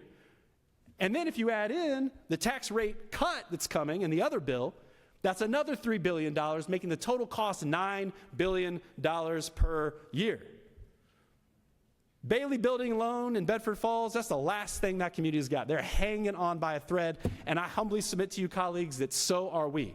Georgia is hanging on by a thread, and no amount of keep chopping and no amount of this magazine that, is funded by somebody familiar to us says we're the #1 state to do business for the 957th year in a row. None of that is going to cover up for the fact that this state is hanging on, and the affordability crisis we're talking about is not solved by a senseless tax cut that Brian Kemp's going to veto on site. On site, he's going to veto that. This is election year stuff. So last thing I'll say is this. I'm glad the senator from the 27th brought up history. Do y'all know why the income tax was created in 1929? What was going on then? The robber barons had been dominating the economy and politics for decades by the time that 1929 rolled around. And nationally, the income tax, the federal one was enacted a few years before, was a response to runaway wealth concentrated in the hands of a few billionaire tycoons who ran everything. Another interesting backdrop to that period of time historically was the existence of tariffs. Why? Because the Industrial Revolution was happening, right? Post-Civil War industry in the United States, tariffs were in place to protect those industries, and those tariffs were cost increases on working people. So the political era that produced the income tax, that created the income tax, had billionaire robber barons running away with their wealth, and it had tariffs that were increasing costs for the working class. Now that sounds awfully familiar. So if y'all are saying stuff like, oh, you're going to be in the minority for another 10 years, you don't have the pulse, people want their money back, when they invented the income tax and said, yes, we want to be taxed because we want the people on the top end of the income spectrum to pay their fair share, that all happened in circumstances politically that were identical to the circumstances we're going through now.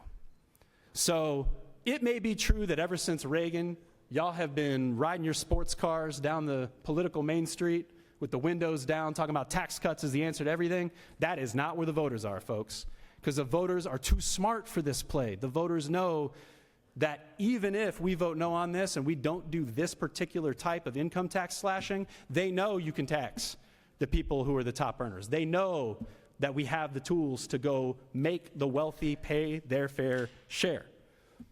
But you know why the wealthy have not paid their fair share yet? There's a scene in It's a Wonderful Life. You'll be shocked that there's one more scene where Mr. Potter tries to buy off George Bailey. He invites George Bailey into his office and he says, George, I want to put you in charge of my business. I'm going to pay you $20,000 a year. Again, pretty on the nose, right? And he says, you wouldn't mind going to the nicest restaurants in town, going to Europe for vacation every now and then? And George Bailey thinks about it. He goes, would I? he has to think about it, because it would benefit, it would completely revolutionize his family's life if Mr. Potter bought him off. But then he remembers that's not what the underdog would do. The underdog would fight for the community, would fight for that affordable housing that his family helped create. And he tells Mr. Potter, no, I'm not going to take that deal. If Georgians are listening to this, they need to know that they are being bought off and the price is very cheap. We're going to throw you $100 a month for a lot of y'all, and by throwing you $100 a month, we hope that you ignore that your public schools, the environment, your roads, your health care, everything's going to deteriorate, and in the meantime, the top 20% are getting $20,000 back a year. So Georgians, the choice is yours. Do you want to get paid off so that the rich who aren't paying their fair share get even more money back? Or do you want to believe in a better world that takes a little bit of community and a little bit of teamwork to figure out? With that, Mr. President, I will yield for questions.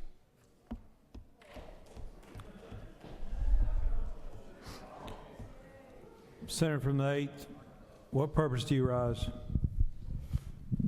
I have a question. All right. Thank you, Mr. President. Does the gentleman yield? I do, to my good friend. And you are my good friend. I have a quick question, though. You were saying that the tariffs of the 1930s and 20s were to protect American industries. Is that correct? I believe that that was the intention, but one side effect of tariffs, you might protect industry, but it's at a very significant cost, which is that ordinary folks paying for consumer goods, cost of everything goes up with tariffs. Inputs go up, the cost, the ultimate cost, the person pays at the cash register goes up. So, protection means something specific. It means you protect something that already exists. One of the reasons the tariffs now are so senseless is because, J.D. Vance, Donald Trump say, oh, well, we're going to create new industries with these tariffs. That takes a really long time, and it doesn't necessarily happen. So these tariffs have real costs, and you don't always get the benefit of them. So, does the gentleman further yield? I do. I just want to ask, have you ever thought about if we had not have protected those industries, what we would have done during World War II when those industries became the arsenal for democracy? I think, I've never come out and said, oh, all tariffs are bad. Like, I'll give you a good example. Candle makers. I've talked to labor on the coast, and, candle makers have some real capacity issues where we need to make sure that industry, which is a fledgling industry and has, certain vulnerabilities in the international market, has a little bit of help. Again, protecting industries that already exist. And I think it matters to the context of the national environment. When you have tariffs in the context of a world war effort where the whole country comes together and works as one with one purpose, it does a lot more. I mean, I've got an NRA poster in my office, not the NRA you're thinking of. National Recovery Act. And what was that? National Recovery Act was federal legislation that was designed during wartime to help everybody get on the same page about pitching in. We might go through a crunch. Prices might be slightly higher for a second, but we're all in this together. That is not the tariffs that we're getting right now. The tariffs we're getting right now are because Donald Trump gets mad at a world leader. They have a bad meeting with him. They don't call him yes, sir, no, sir, Mr. President the right way. And then he goes and slaps some arbitrary number on him. And he's doing such a bad job of that, the GOP in the Senate, we had several senators that just voted, the U.S. Senate, to limit the tariffs he's put on Canada, one of our biggest trading partners. So, it's context, man. And during World War II, when we're all on the same page and we're one national culture, that's very different from the way that Trump is arbitrarily throwing around tariffs right now.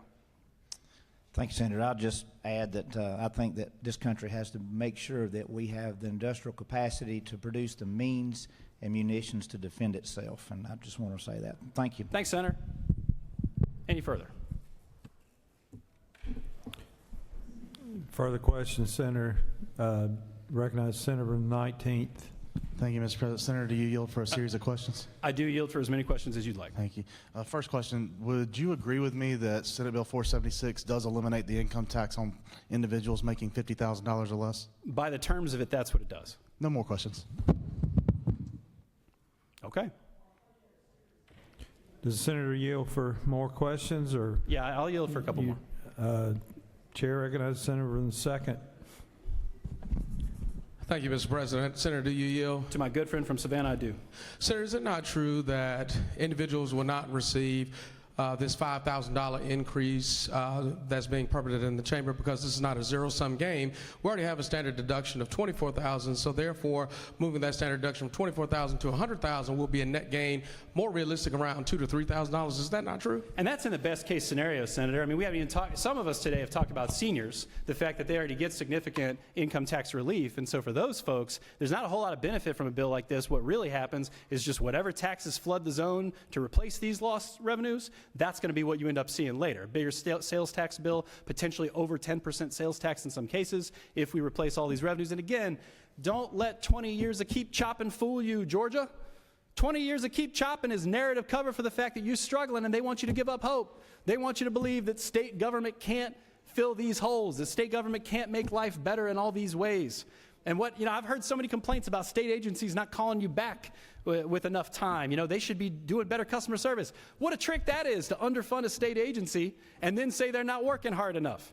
Come on, Georgia's smarter than this. I mean, that's the thing that gets me, is these politics of tax cuts, throwing you red meat, telling you that's how you solve affordability. That era is over. Anything else? No further questions. Thank you. Chair recognizes the senator from the 37th to speak to the measure.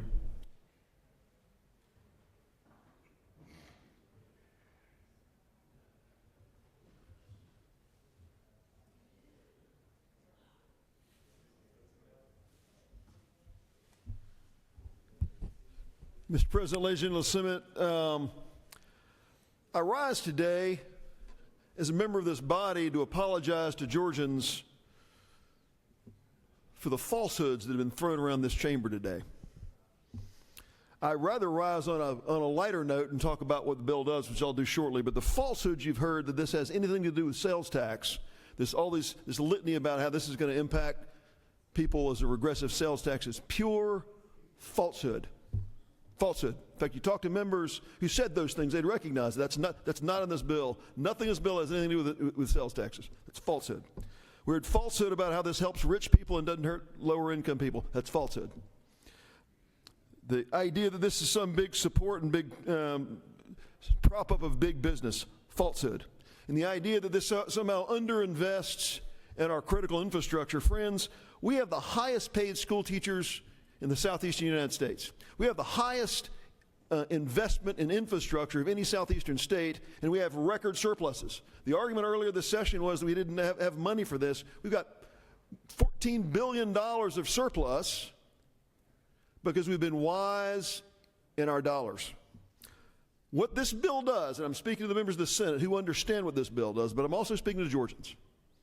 This does a very simple thing.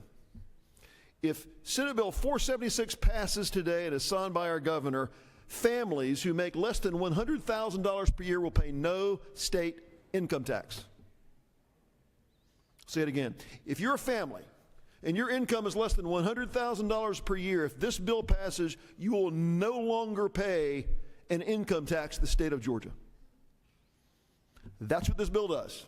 It's a very simple bill. All this talk, we've been talking about this for hours and hours and hours. It does a simple thing.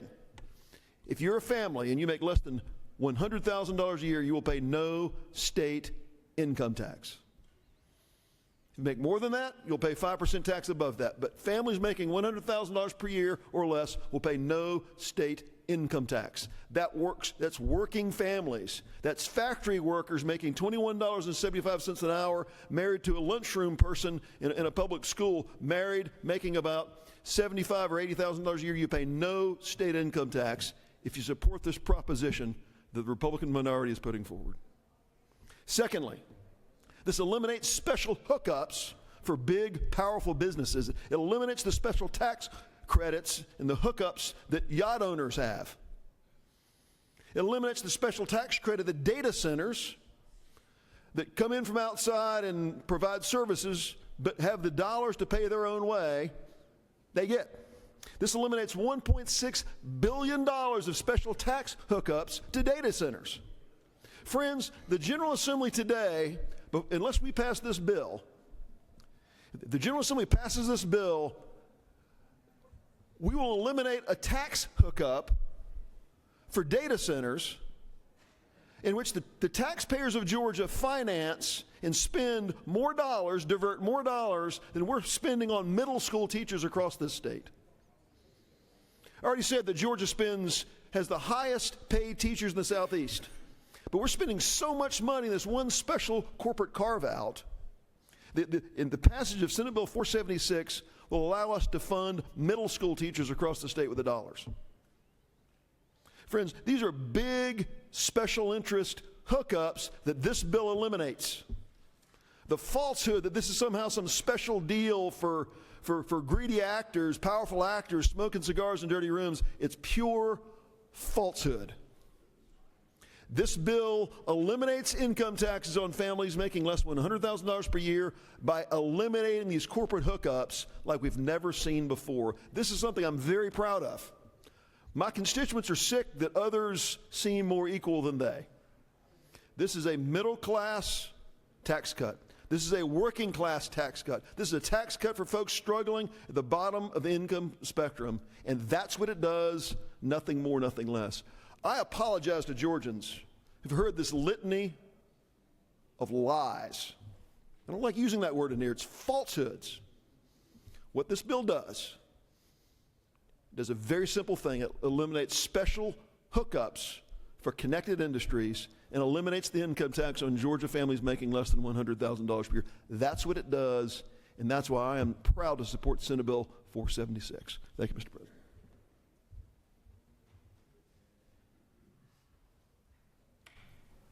Senators yielded the well. Chair recognizes the senator from the 51st to speak to the measure.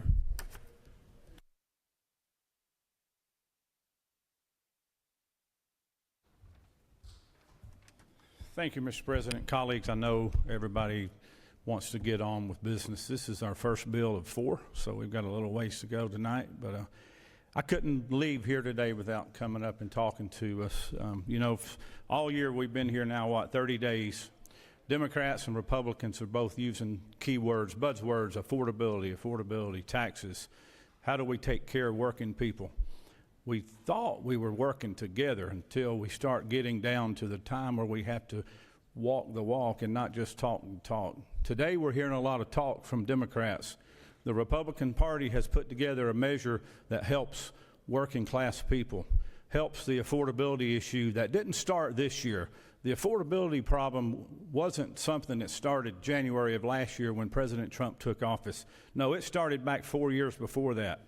When Washington, D.C. dumped trillions of dollars into our economy, we all know economic policy. We know what it did. It drove inflation through the roof. Double-digit inflation. Not only did it hurt the value of a dollar, but it also increased values of homes all across our state. And we're here today to help make something better for Georgians in our state. I want to talk a little bit about what's going on in District 51, but I may use the District 14th as a good comparison. I like my good friend from the 14th.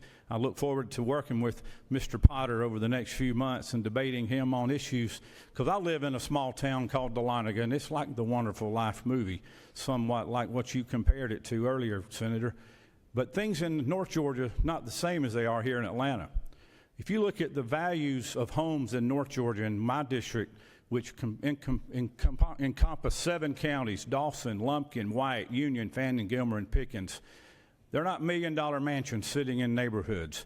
No, they're working-class farmers trying to make a living. They're not living off big pensions. They're not living off of corporate welfare. They're not living off of a lot of the things that the Democrats have talked about today. I've sat here for many, many years, and I've voted for many of these tax cuts and these tax credits, and I've watched Democrats oppose a lot of these tax credits and these tax breaks for wealthy corporations as well. Today, somehow you're for all those tax credits and those corporate welfare giveaway programs, while the Republicans are trying to take those away and give it back to people who need it the most. But let's talk about my district, Senate District 51. There's 78,735 homes in my Senate district. Over in the 14th district, there's 86,000 homes. The per capita income of my Senate district is only $39,374. Meanwhile, over in Senate District 14, it's $74,866. The median household income in Senate District 51 is $74,215, while over in Senate District 14, it's $109,708. The median age in Senate District 51 is 47 years, while the median age in Senate District 14 is 37 years. The percent of people below poverty in my Senate district is 13%, while over in the Senate District 14 it's 8.6%. You see, Senators, wealth is a big defined word depending on where you live geographically. The people in my district can't afford some of the nice things that the people in the 14th have today. We can't afford to pay nannies to take care of their kids. We have to work every day. Our families are going to work 8 to 5, sometimes 10 and 12 hours a day, trying to take care of their kids, trying to make ends meet. While some of the folks in Senate District 14, they can afford to hire a nanny to come and take care of their children for them. In fact, some of the nannies that you guys are hiring in your home districts are paid more than the household incomes of my Senate district. This tax break is going to help these working families everywhere throughout our state. It's going to help the people in your district, Senator, from the 14th. It's going to help the senators' districts in the 23rd and the 3rd, the 4th, all over the 56 Senate districts in our state. We're going to give every Georgian a tax break, not the wealthy, but every Georgian. 11 million people are going to have a positive impact from this bill. There's going to be a lot of decisions that will have to be made over the next 5 years on which of these credits will be taken away and which will be extended. I'm sure the people out in the hallway are going to get paid a lot of money to come back down here year after year and fight to extend these tax credits, but that's the job that we're paid to come down here to do, is to make a decision on what's best for our state. Tax credits are good in some areas and not so good in others.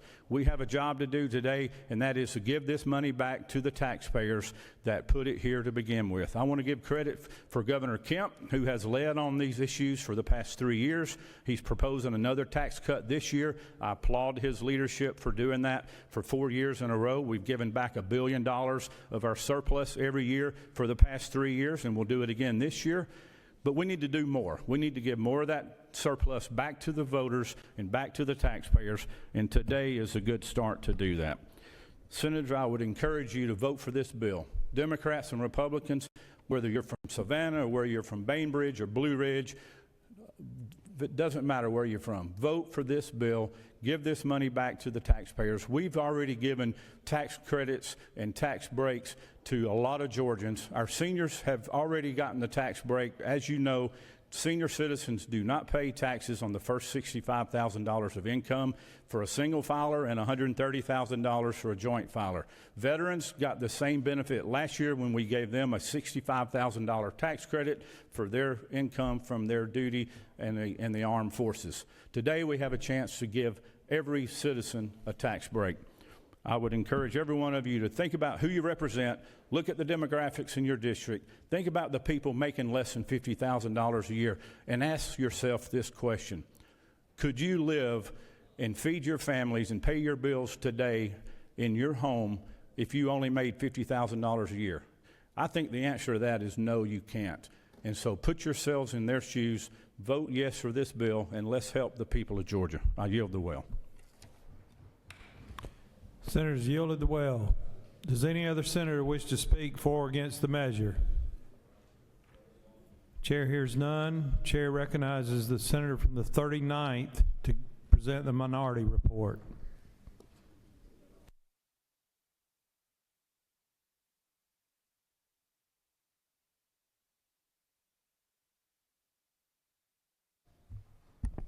Thank you, Mr. President, and good afternoon, colleagues. I know we've had a long morning into afternoon talking about our first bill of the day.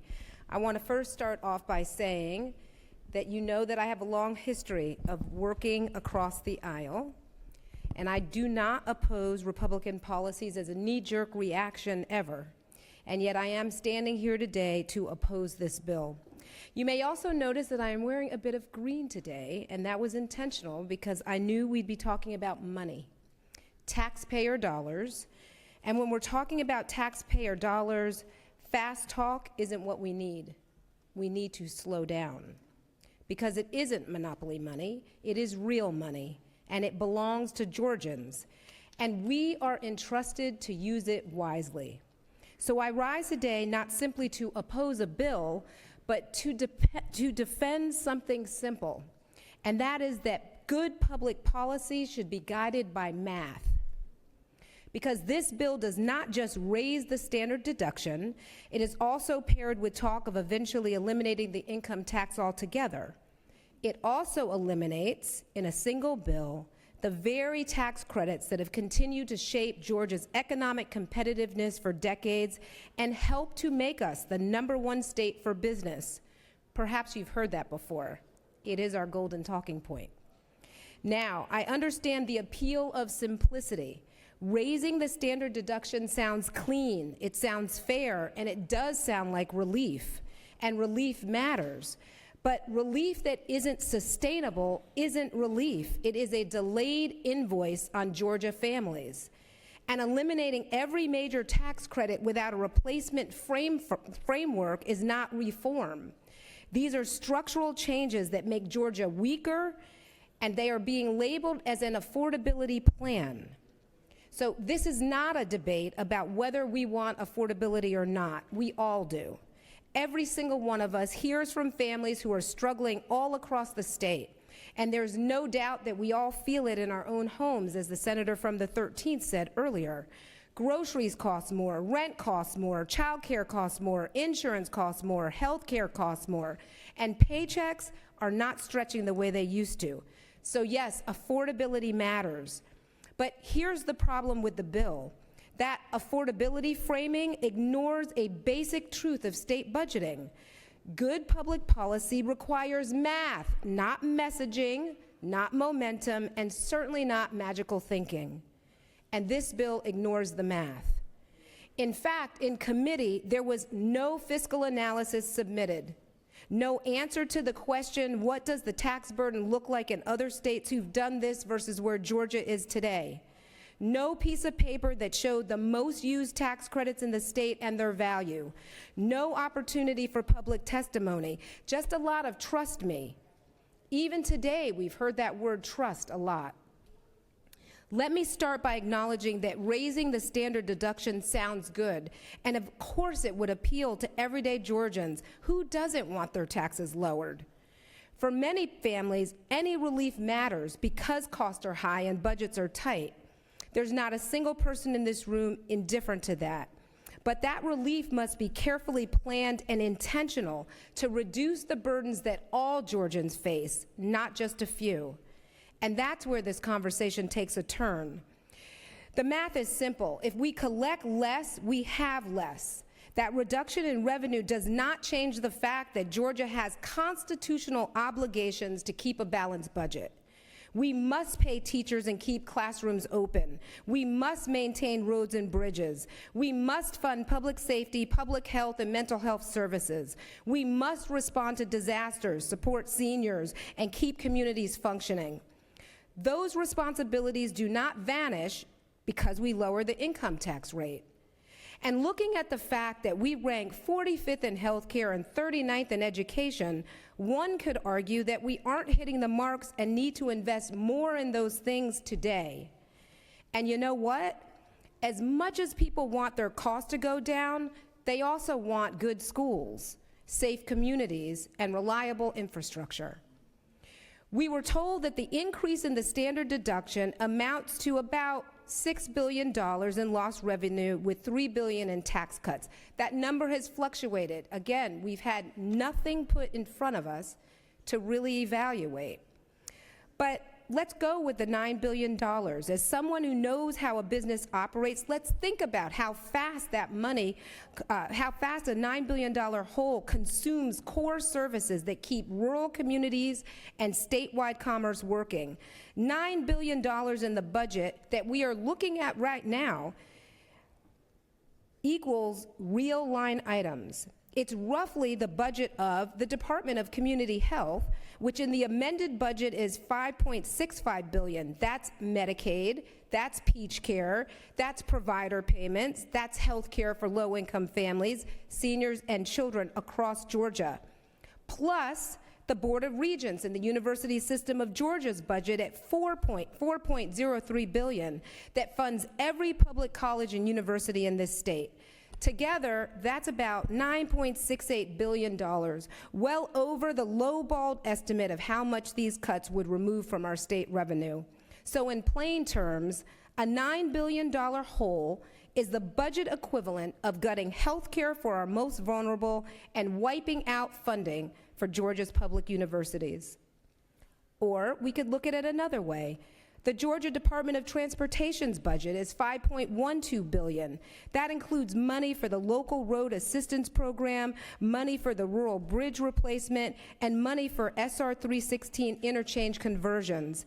Add to that the State Road and Tollway Authority's I-75 Express Lanes project in Clayton and Henry counties, a $1.796 billion needed investment in the region.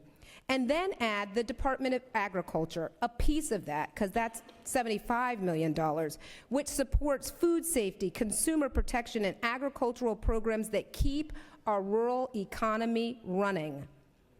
$9 billion is not spare change.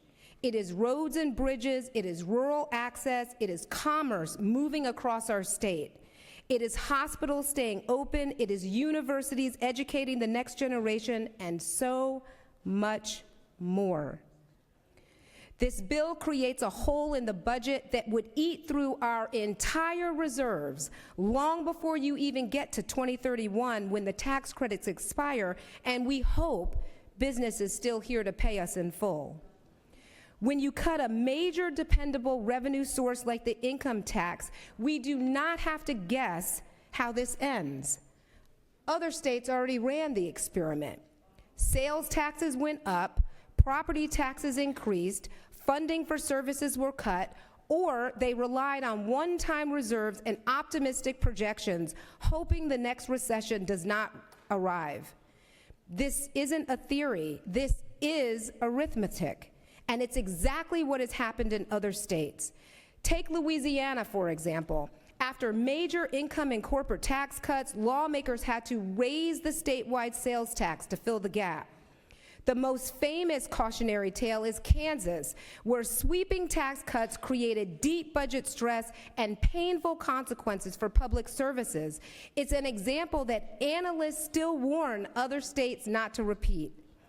Georgia should learn from those lessons, not repeat them. Revenue reductions do not vanish obligations. They shift costs, and when revenue shifts, so does the burden. Sales taxes fall harder on families who spend most of what they earn. Property tax pressure shows up in rent and housing costs. So while some may see a smaller income tax line on paper, it won't feel cheaper at home. The bill goes down here, but you better believe it goes up somewhere else. Big permanent income tax cuts don't lower the price of milk or diapers. They don't make rent cheaper. They don't pay for your child care. They mostly benefit those at the very top while leaving everyday Georgians even more exposed to rising local taxes and reduced services. And none of those outcomes equal affordability. Relief that creates a hole today becomes pressure tomorrow. And pressure, it always lands somewhere, usually on the people who make the least. Now let's talk a little bit about the elimination of the tax credits. We like to say we're the #1 state to do business, but can we admit that Georgia did not just stumble into economic success? Georgia did not grow by accident. We didn't wake up one morning and discover that manufacturing, research, logistics, clean energy, innovators and entrepreneurs had just decided to come here out of kindness or because our people look good. We competed. We built a strategy. Am I done? We created targeted tax credits, not as favors, but as tools to compete against other states, to attract investment, to drive job creation so Georgians can go to work. Those credits were strategic, and they brought production to smaller and big cities, supported research and development, helped rural communities attract industry, and encouraged redevelopment in the neighborhoods that needed them most. And make no mistake, they're signals to industry, investors, families. When we say Georgia offers this incentive, we are saying we want your business, we want your jobs, we want your innovation. So what message do we send them when we eliminate them? Other states are already sharpening their incentives. States like Texas and North Carolina are eagerly awaiting passage of this bill more than anyone else. Today, we are being asked to erase that plan in one vote. And actually, let me just say that in a different way. The majority caucus has been in charge for well over 20 years, and all of a sudden now these credits are corporate welfare and have been bad for Georgia. These are your tax credits as much as they are ours. You better stand by them or don't take credit for the success they've generated. You really want to run away from credits that have brought us jobs and millions and billions of dollars in investment in our cities and counties? I'm going to fast forward because I don't know if I'm actually. So Georgia did not become competitive overnight. You can't, I'm going to close it up. Okay. You can't remove every tool at once without putting the state at risk.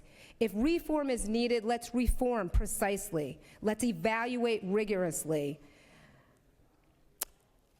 And I'm not defending every tax credit. We do need them. The Democratic caucus would love to work with you on a plan toward affordability. There are many other things that we can do. The math deserves better.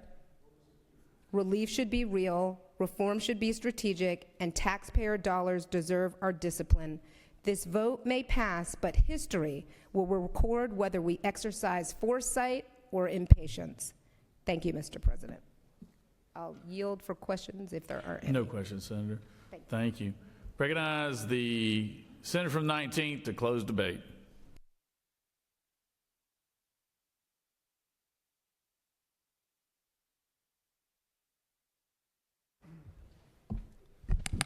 Thank you, Mr. President. Thank you, members of the Senate, for your indulgence this afternoon on what is a very important vote for so many people who are watching out in the audience and even those who aren't paying attention at all. I heard someone get up here and describe this as a middle-class tax hike. Please tell me how. This bill eliminates the income tax on individuals making $50,000 or less. This bill eliminates the income tax on families making $100,000 and less. This bill gives a $5,190 tax savings to families making over $100,000. If you think this is a middle-class tax hike, please tell me where you draw the line for the middle class. This bill is tailored to affect and impact most those families making between $50,000 and $125,000. That's your firefighters, your teachers, your nurses, your law enforcement officers, the person at the retail counter when you go to pay for your lunch, the person who's working at the mall, the janitor in this hall who's picking up the trash, the doorkeepers who are keeping us safe in this facility, the folks who are standing here behind me making sure that all the bills we read are engrossed properly and appear correctly. This bill's about them. And if you want to stand here and hide behind some facade or some movie from the 60s and somehow claim it's not, well, that's an incredible insult. Sales tax. This is going to raise a sales tax. I flipped through these 17 pages 15 times. I had time while y'all were talking about it.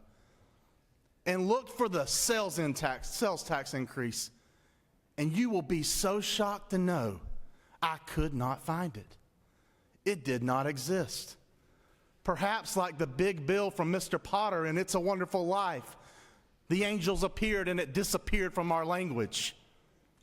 But it's no longer there because this bill did not raise sales tax at all. All it did is eliminate the income tax on families making $50,000 or less, $100,000 or less, and individuals making $50,000 or less. Imagine a world where that existed. Gosh, in such a world, that would be a wonderful life, wouldn't it? A comment came up about a fiscal note. Guys, I have stood up here and presented to you the most costly bill in our state 11 times our state budget. At no point in time when we were presenting that bill did any of you ask me for a fiscal note. But here we stand now in a bill that we present and show you how we're paying for it. And all of a sudden it's a problem. I'll tell you why it's a problem. Because the mental gymnastics you have to jump through to vote against this bill are astounding. How you wiggle and twist and bend to say that cutting taxes for the middle class hurts them, that eliminating the income tax on families making less than $100,000 makes Georgia less competitive. To talk about all these increased costs and then say, but giving you your money back to pay for them hurts you. Wow, at the gymnastics involved to accept that conclusion. Something was brought up that this eliminates the rural hospital tax credit, the veterans tax credit, the child care tax credit.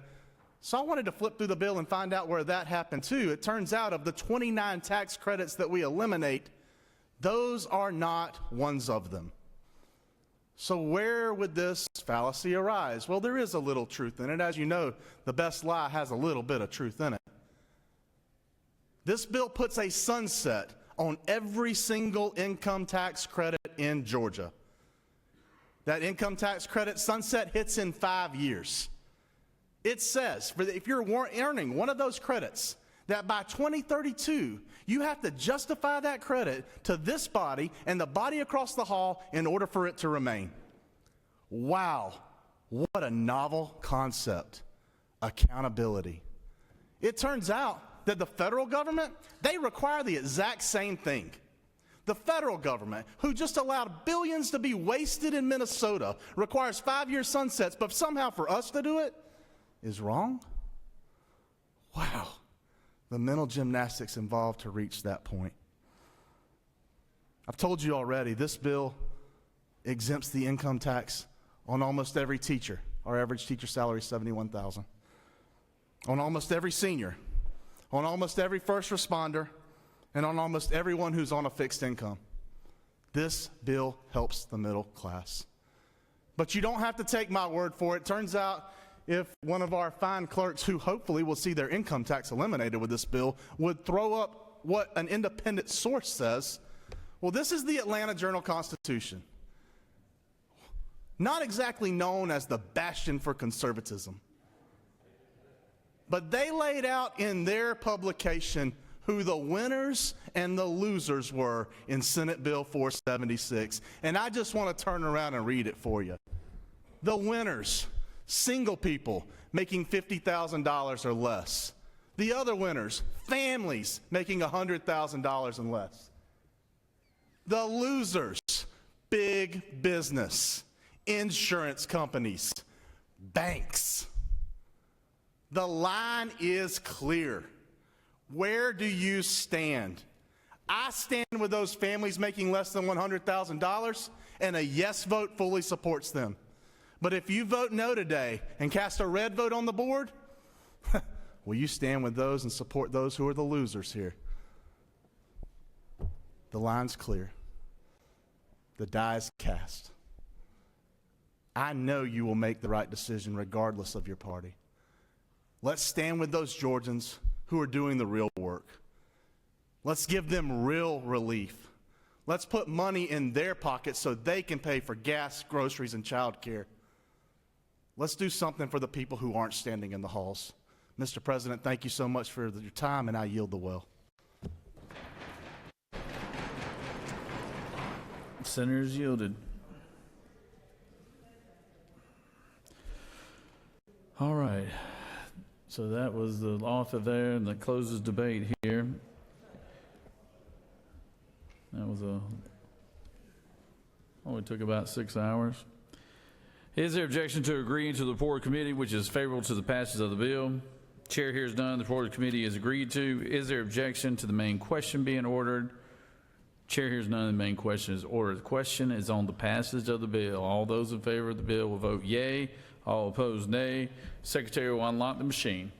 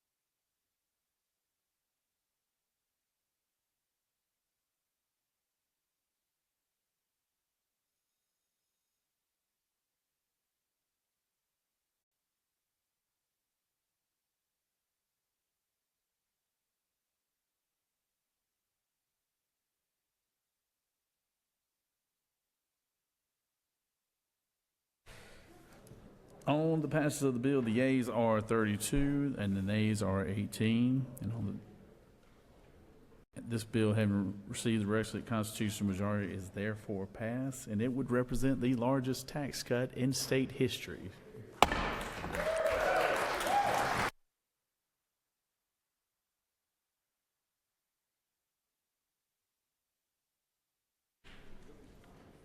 Secretary read House Bill 134.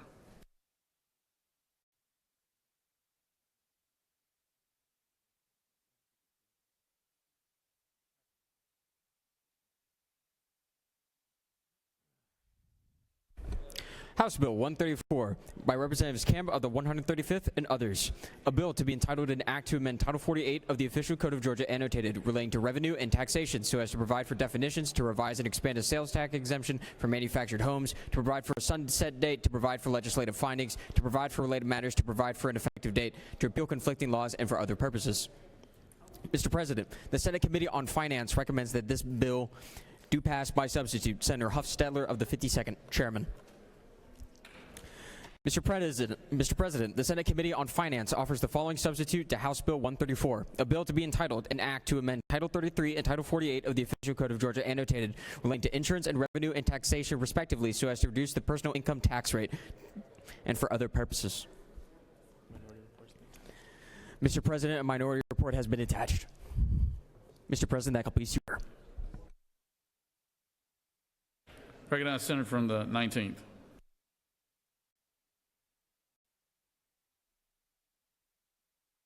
Thanks. Thank you, Mr. President. Senate Bill 134, as you know, the House likes to say that tax cuts are also revenue bills and that they therefore constitutionally must start in the House.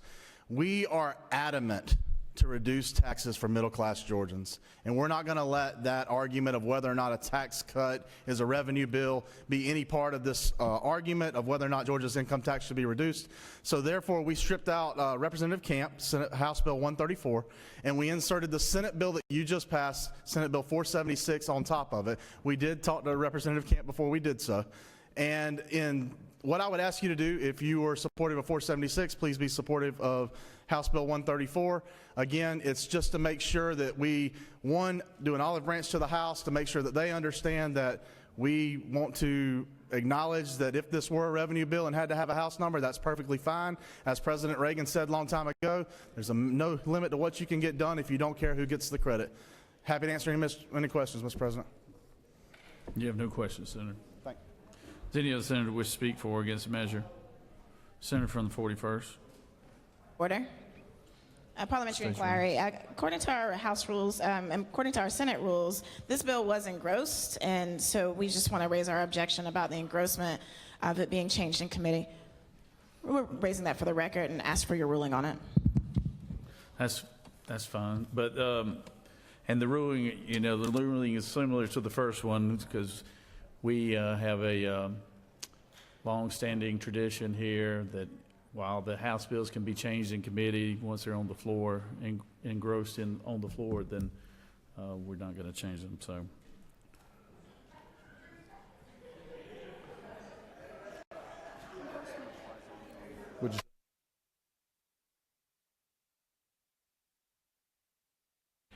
I didn't think y'all would appreciate that, but does anybody wish to speak for or against the measure? All right. Does any senator, is there objection to the previous question being ordered? Chair hears none. The previous question is ordered. The question is on the adoption of the committee substitute. Is there objection to the adoption of the committee substitute? Hearing none, the committee substitute is adopted. Is there objection to agreeing to the report of committee which is favorable to the passage of the bill? Chair hears none. Report of committee is agreed to. Is there objection to the main question being ordered? Chair hears none. Main question is ordered. Questions on the passage of the bill by substitute. All those in favor of the bill vote yea. All opposed, nay. Secretary, unlock the machine.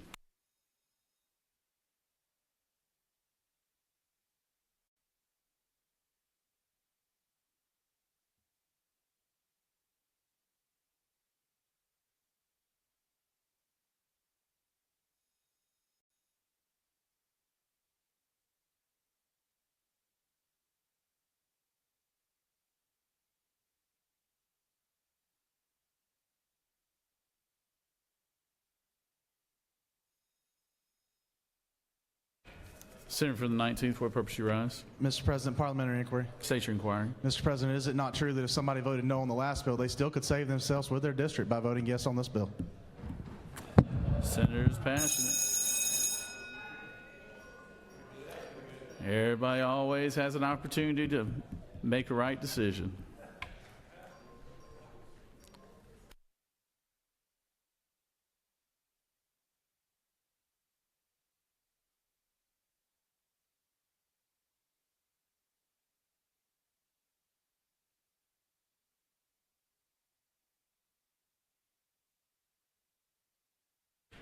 On the passage of the bill, the yeas are 31, the nays are 17. This bill, having received the requisite constitutional majority, is therefore passed by substitute. Secretary Reed, Senate Bill 477.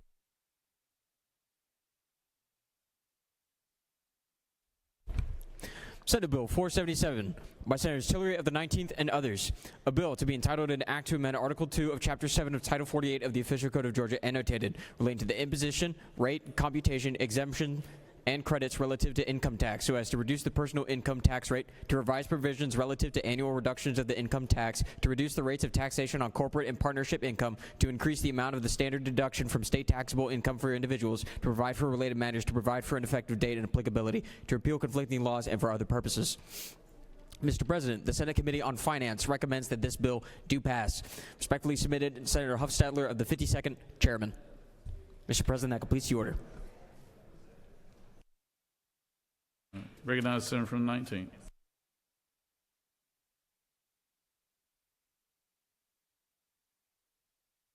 Thank you, Mr. President. I present to you now Senate Bill 477. Senate Bill 477 again reduces Georgia's income tax, but does it in a different way. This bill is not tailored to help the middle class. It is not my preferred bill, but it is a bill that provides middle class relief across the board. Let's talk about how it does that. It drops the state's income tax rate from where we stand right now at 5.19% down to 4.99%. And then it uses revenue triggers that if state revenue exceeds the last year's revenue by more than 1%, the income tax rate will then tick down half a percentage point, 50 basis points each year until it arrives at 3.99% in 2028. As I told you already, I don't think this is tailored to the middle class, but it does provide relief for Georgians. And the reason that we're presenting this bill as well is because we cannot be sure that our friends across the hall are as focused on affordability for the middle class as we are. So while that is my preference, I cannot allow perfect to be the enemy of good. We need to give options so that when we leave this session at the end of the year, that we've provided relief to Georgians from the monies that we've been able to take in the past. So I'd ask for your favorable consideration. We will still continue to champion Senate Bill 476. But if we are not able to convince our friends across the hall of its merits and how it helps families as well, we need to not allow perfect to be the enemy of good as we pass this thing in the end. Happy to take any questions. You have no questions, Senator. Thank you, Mr. President. I yield the will. I urge your favorable consideration, Senate Bill 477. I recognize the Senator from the 44th.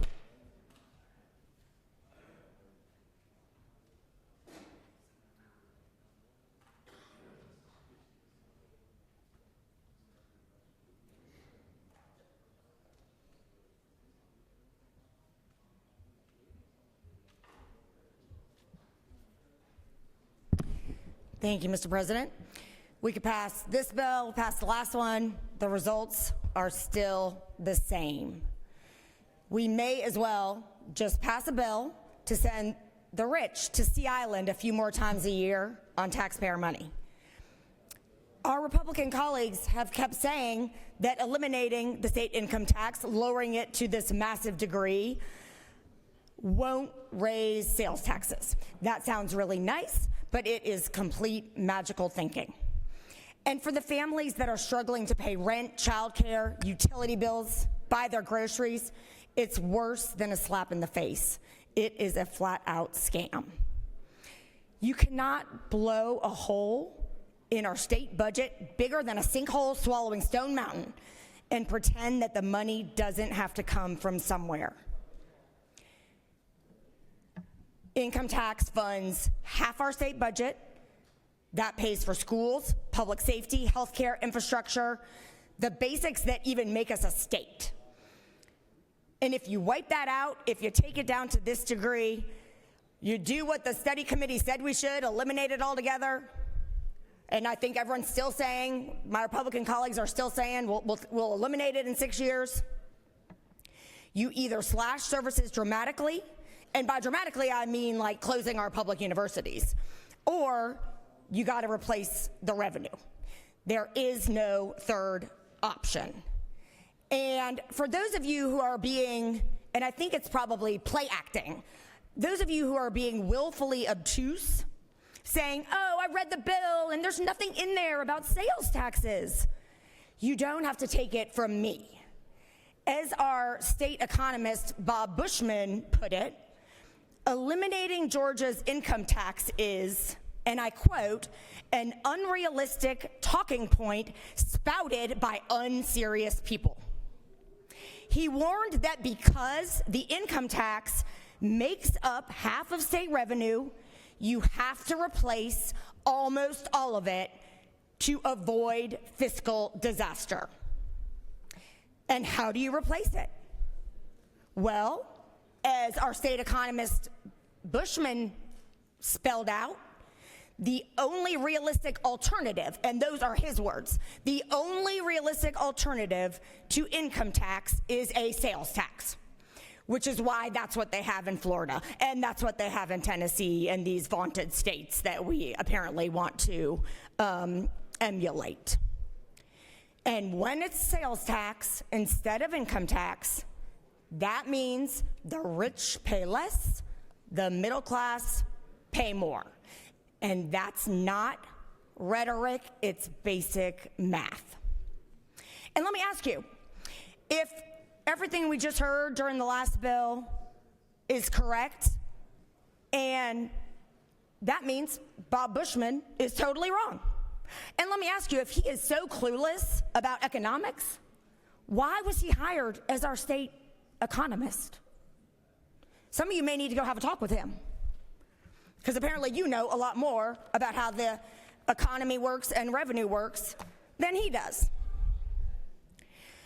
A sales tax hits hardest those who spend most of what they earn just to live. Middle-class families, working families, seniors on fixed incomes.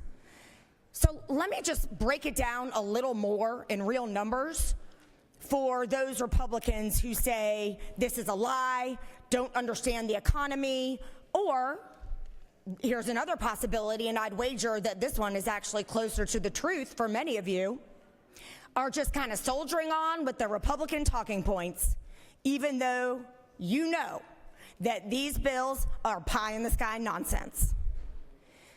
Here are the numbers. If you make $60,000 a year, nearly every dollar, perhaps every dollar, will go to rent, mortgage, groceries, gas, school clothes, prescriptions. You pay sales tax again and again and again. If you make $6 million, on the other hand, most of your income will end up invested. Stocks, real estate, venture capital, not spent at the grocery store, and not taxed. So this will not be a tax cut, it will be a tax shift. Look, for 23 years, Republicans have controlled Georgia. During that time, corporations and billionaires have had undue influence over our state's agenda. Some of you are acknowledging that suddenly. Economic growth has happened, but working families have been squeezed. Per capita income has fallen. People in Georgia have less money on a per capita basis now than they did when Republicans took over state government. Businesses, though, have received handouts. Listen to this. Since 2019, hourly wages have barely budged. Corporate profits have doubled. Doubled. And who depends on wages? The working class. It's the wealthy that can grow their wealth through the stock market, which is a metric of corporate profits. This is why, when you compare the family making $6 million and the family making $60,000, this is why an income tax is the fairest way to pay for all of the services that we all rely on, all of us. Taxpayers of Georgia, please do not fall for the line that income tax is theft unless you plan to build your own highways and patrol them too. Perhaps some of my Republican friends also are a little bit blind to history. Maybe you don't know that we have the most massive concentration of wealth among the fewest people in the entire history of our country, higher than the Gilded Age, when decades of unrest, crises, and organizing forced changes, which, to my friend the senator from the 27th, was when the United States instituted an income tax. That's why there's an income tax. And that's also why this debate cuts to the core of philosophical differences between Democrats and Republicans. Democrats think that those who can make millions without lifting a finger because they've got millions in the stock market, kicking off capital gains, should pay their fair share. Just like our country decided at the turn of the century, how readily these lessons of history, the unrest and the bloodshed that those eras caused, are cast aside. So when Republicans are saying, let's ditch the income tax, what they're really saying, what I hear, is we want all the spoils of our economy to go to the Epstein class. And that, my friends, is the opposite of what you would do if you were actually serious about an affordability agenda for the middle class. However, it is, I must acknowledge, right in line with what Republicans in Washington are up to. Did you know that President Trump and his family have brazenly pocketed $1.5 billion personally in the last year, using the power of the presidency to extract money from people, businesses, and countries alike? He said he wanted to take care of the average American, and a lot of people believed him. He said a lot of the right things. He was willing to take on some orthodoxies from each party. People had hope. But he has stabbed them in the back while lining his own pockets. His presidency is one big grift. And right now, just one of the backstabbing things, hundreds of thousands are getting kicked off health care, and our rural hospitals are on the conveyor belt to closing. That's what the big, beautiful bill will do. But you know, the grift doesn't really surprise me because it's typical of the Epstein class, and Trump has always been a member of the Epstein class. That is why his name shows up 38,000 times in the Epstein files. Look, I don't think all of you Senate Republicans actually believe this is a good idea. So please do not let me offend you with what I'm saying when I just say Senate Republicans writ large. Senate Republicans suddenly discovered affordability when they realized in the last 6 months that voters cared more about the price of groceries than about the culture war distractions that you've been peddling for years. But here's the problem. If this stuff is the affordability agenda, it's a joke. Just like apparently our Senate rules are. The rules apparently apply to other people, not to you guys, which also is very typical of the Epstein class. These tax bills, like Bob Bushman said, are election year talking points.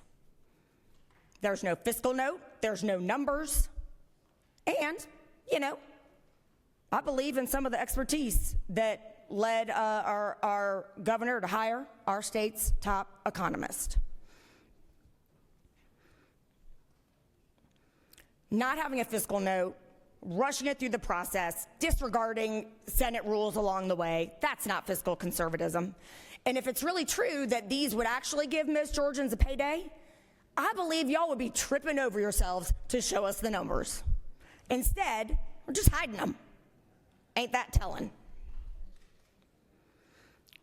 I got another history lesson for you. And this one I've witnessed personally. It's Democrats who have been fighting for middle-class families in this chamber for the past 15, 20 years. We've pushed to raise the minimum wage. We've fought to expand Medicaid so hundreds of thousands of Georgians could access health care.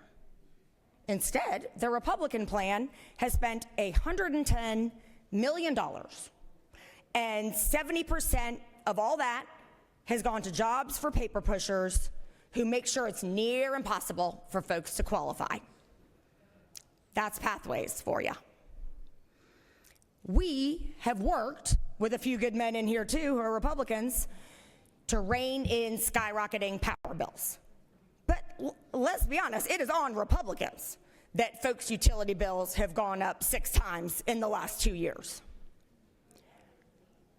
Republicans oversaw making Georgians pay the 5th highest electric bills in the nation and the highest gas bills in the nation. That's why 2 of them just lost in a landslide. We've proposed a state work credit for years and a state-level earned income tax credit to put money directly back into the pockets of working families. 31 states have that. Never took action on that bill. I've been the author of it for years. We've proposed the state replace ACA subsidies that the Republicans in Washington killed, ripping health care away from hundreds of thousands of Georgians. We filed a refundable child care tax credit. We fought for funding for CAPS for years. So please, spare us the fake populism about how these bills help people with expensive child care and power bills. The only reason child care and power bills are what they are in Georgia is because the Republicans chose to make them that way. Where have you been the last 15 years? We've supported literacy initiatives, affordable housing investments, needs-based higher education, and even portable benefits, so the gig workers in our economy can access health and retirement security. Now that's an affordability agenda, and that ain't even the extent of it. That's an affordability agenda, not a tax scheme that benefits the wealthier among us and sends the bill to everyone else. I do believe that Georgia families are too smart for that. So this proposal isn't about affordability. It's about ideology and political ambition. It's about delivering a headline without telling you what happens next. When politicians promise you something for nothing, it's usually you who will end up paying. This state deserves serious leadership, serious budgeting, and serious solutions, not a fairy tale. Republicans here with these proposals are the wolf in sheep's clothing. Come here, pretty little thing.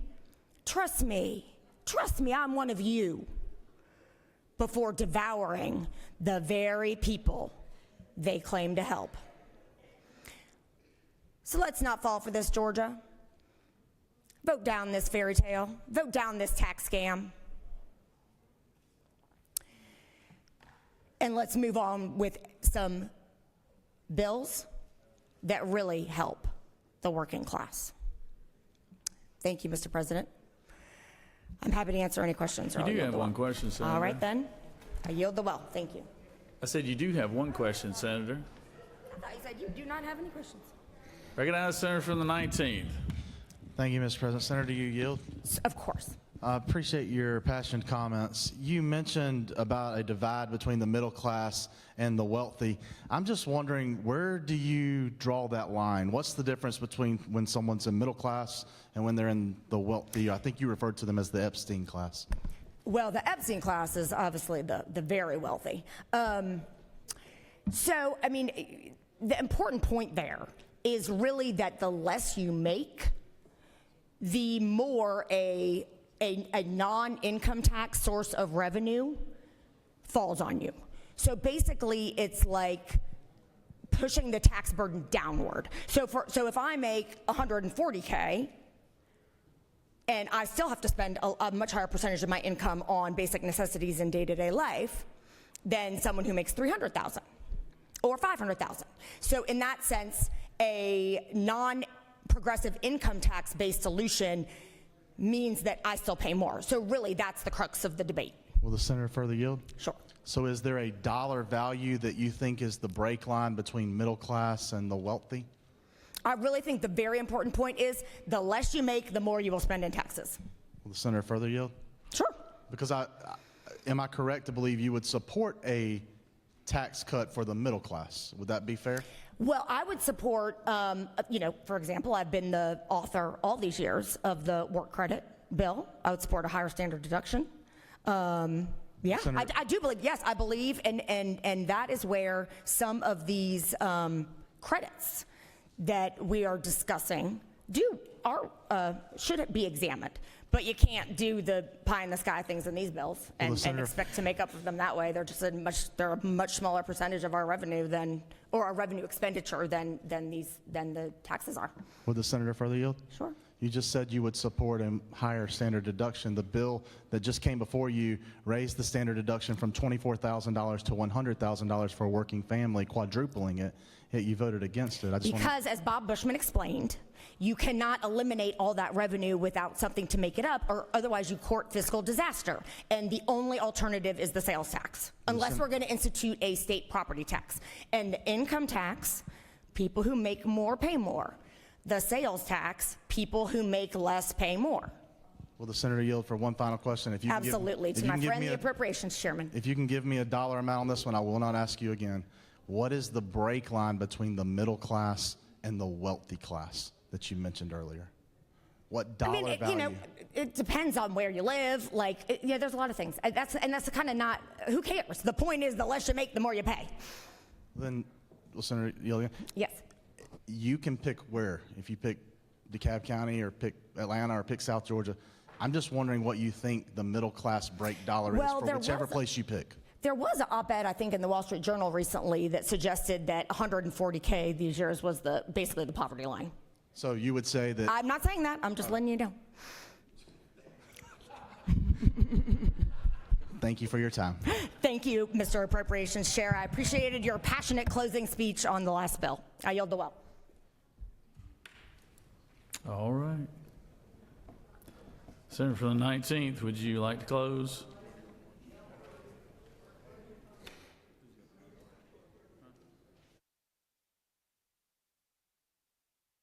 Excuse me, Senator from the 2nd.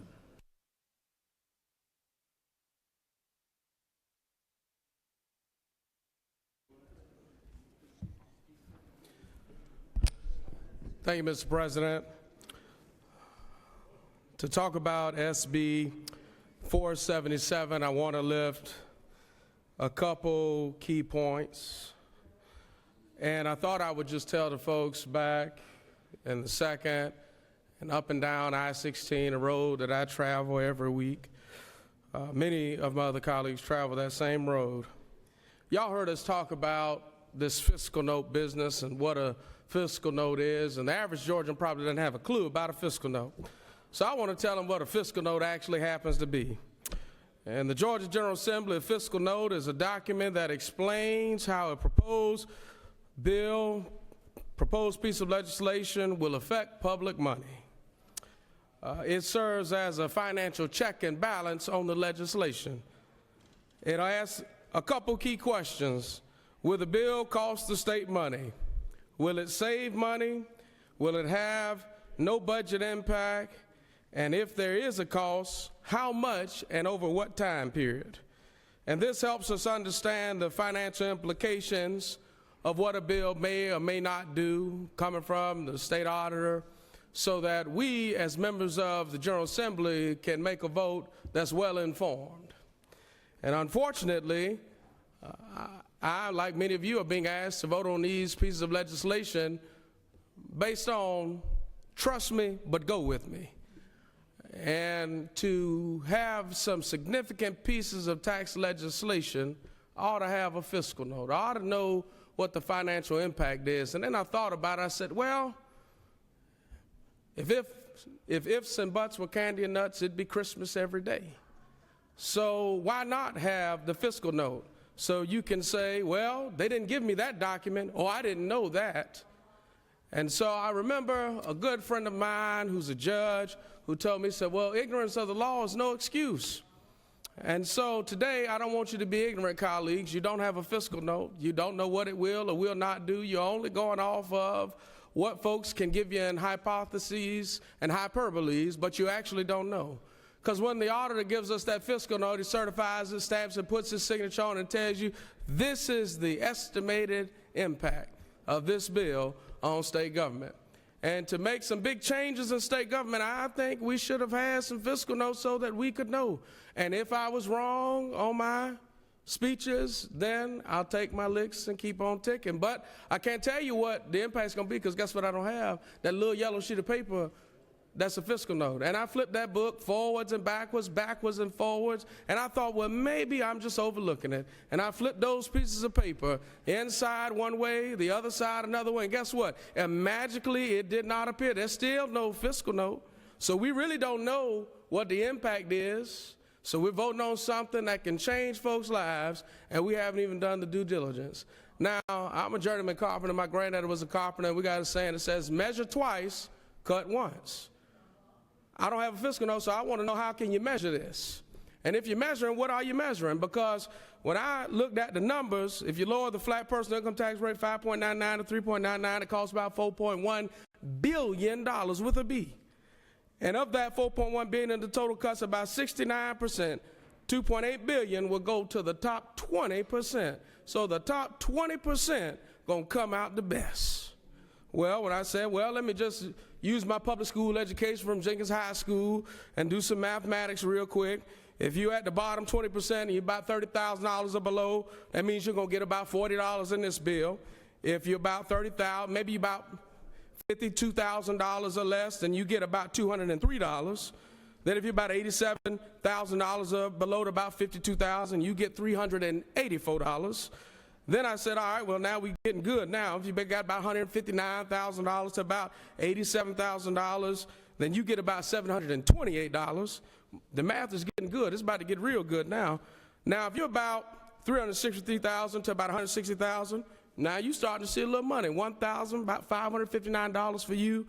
But now it gets even better. If you're about $943,000 to about $363,000, you start to see about $4,000. This way it get real good.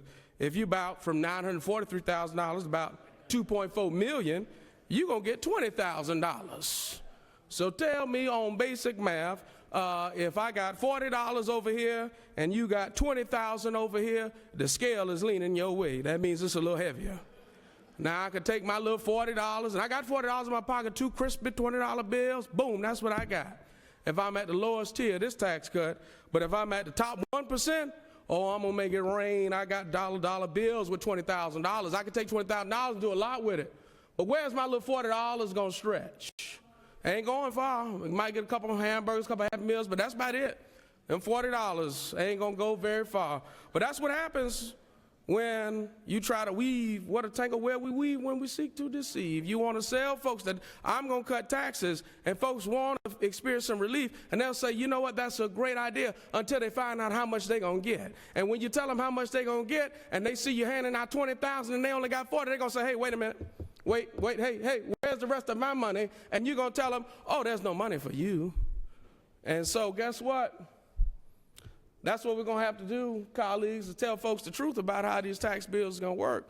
Now, if they were so serious about it, we'd have a fiscal note. I could take that yellow sheet of paper, look at the analysis on it. Sometimes they go from 1 page to 3 pages. On a bill like this, might be 5 to 7 pages. But guess what? We don't have that fiscal note. So if we were serious about it, we would have a fiscal note to tell us exactly what the impacts would be. And we could say that the state auditor sent us this note, but I can't go back and tell folks that my colleagues decided to vote on tax cut. Now, I don't know how it may work or not work for you, but the way I look at it, I don't see it working well in your favor. You know why? Because when I tell them the top 1% gonna see $20,000, and these folks that work hard every day gonna tell me, so how does that help me pay for child care? How does that help me afford pharmacy costs? How does that help me afford Pampers and milk? How does that help me afford gas? How does that help me pay the utilities? Because everybody got to get paid, but only some folks gonna have enough money to make sure everybody get paid. The rest of us gonna be doing what? Robbing Peter to pay Paul. Hope John don't ask for his money back.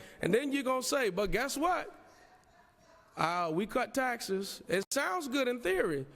But, you know, last year I stood it this way. I said it too. I said we had tort reform. I said, look, tort reform without insurance reform is dead. And you said, no, the insurance companies, they're all right. Well, in the previous bill, you decided we had a tax credit we could have cut on the insurance companies. Well, we could have did that last year.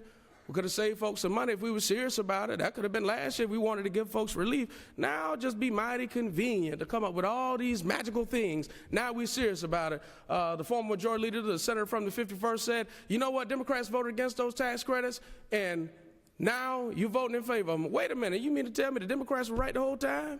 Y'all should listen to the minority party, because clearly we're telling you that if you just listen to what we say, we know exactly where folks are. You admitted that we were right, and now you want to say, well, the welfare train for corporations was good, but we want to stop the train. No, you're not stopping the train. You're just going to change out the locomotive on how you're going to get the welfare to them. And so guess what, colleagues? You vote for this if you want to. Maybe you don't know the folks that work in the smaller industries. You don't know the teachers, the daycare workers, the paraprofessionals. You might not know the EMTs. You may not know the trash man or woman in your city, the street paver. But I know all of these folks.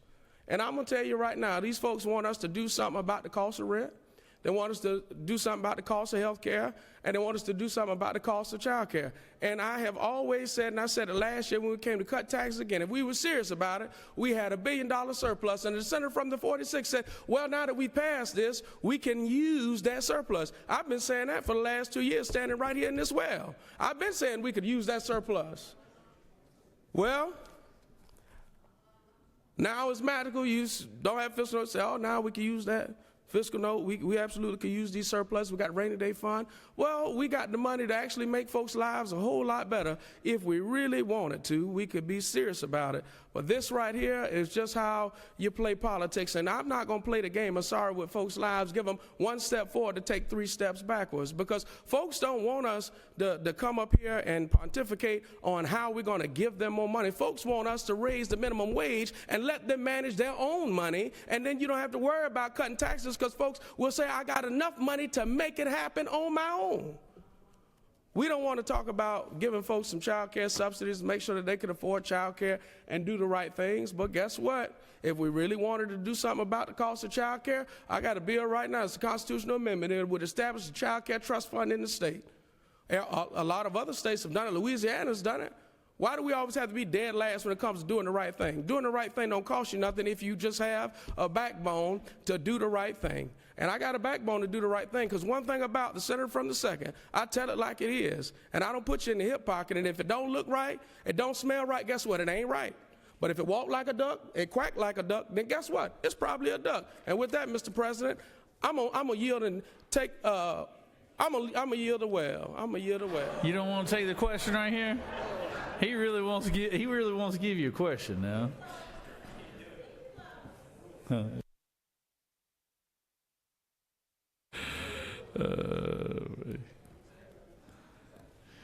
All right. You want to close there?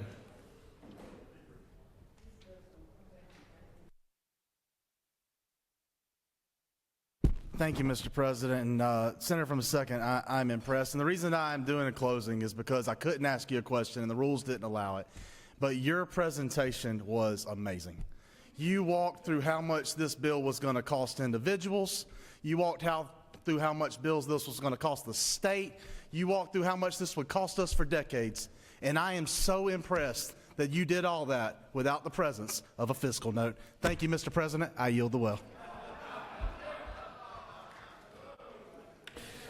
Is there objection agreeing to the report of the committee which is favorable to the passage of the bill? Chair hears none. The report of the committee is agreed to. Is there objection to the main question being ordered? Chair hears none. The main question is ordered. The question is on the passage of the bill. All those in favor of the bill will vote yea. All opposed, nay. Secretary, unlock the machine.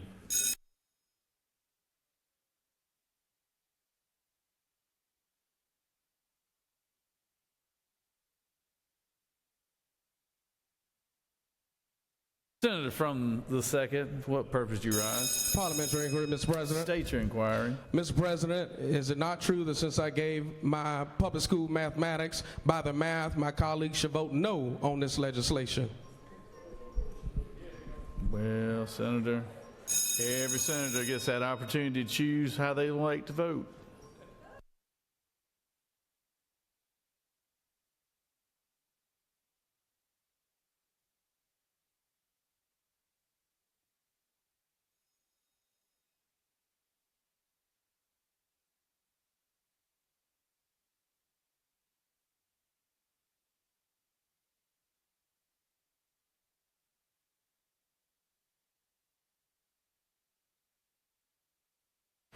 On the passage of the bill, the yeas are 31, the nays are 14. This bill, having received requisite constitutional majority, is therefore passed.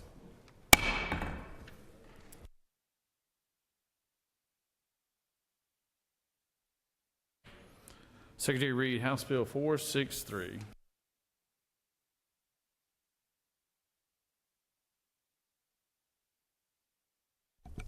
House Bill 463 by Representatives Blackman of the 146 and others, a bill to be entitled an act to amend Part 1 of Article 2 of Chapter 5 of Title 48 of the Official Code of Georgia annotated relating to tax exemptions so as to provide for a statewide homestead exemption from ad valorem taxes for certain senior citizens who volunteer with local governments, an amount to be determined by such local governments, to provide for definitions, to specify the terms and conditions of the exemption and procedures relating thereto, and for other purposes.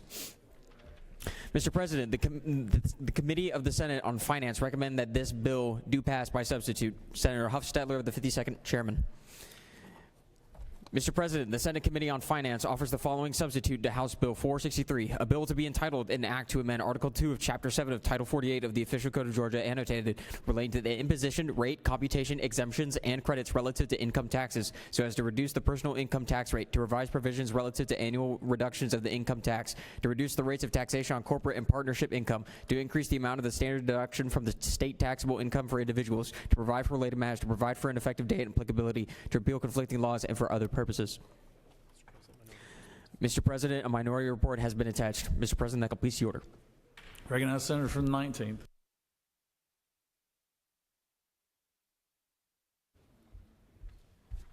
Thank you, Mr. President. House Bill 463 simply takes Senate Bill 477 and inserts it into a House bill. As I explained to you before, the House has taken a position before that tax cuts also would be considered as revenue bills and therefore would need to start in the House.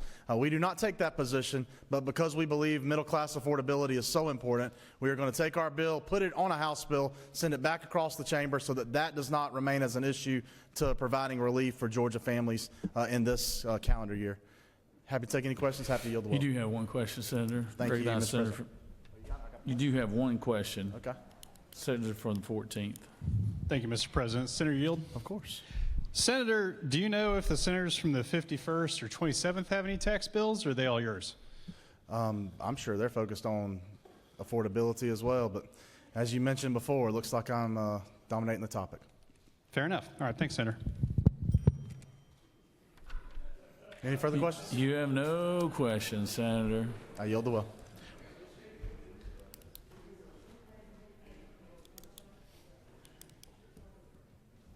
Was that a campaign joke right there? Is that a campaign? What that?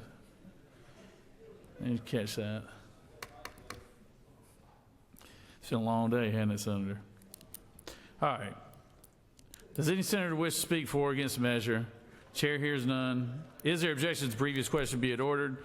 Chair hears none. Previous question is ordered. Question is on the adoption of the committee substitute. Is there objection to the adoption of the committee substitute? Hearing none, the committee substitute is adopted. Is there objection to agreeing to the report committee which is favorable to the passage of the bill? Chair hears none. The report committee is agreed to. Is there objection to the main question being ordered? Chair hears none. The main question is ordered. Question on the passage of the bill by substitute. All those in favor will vote yea. All opposed, nay. Secretary will unlock the machine.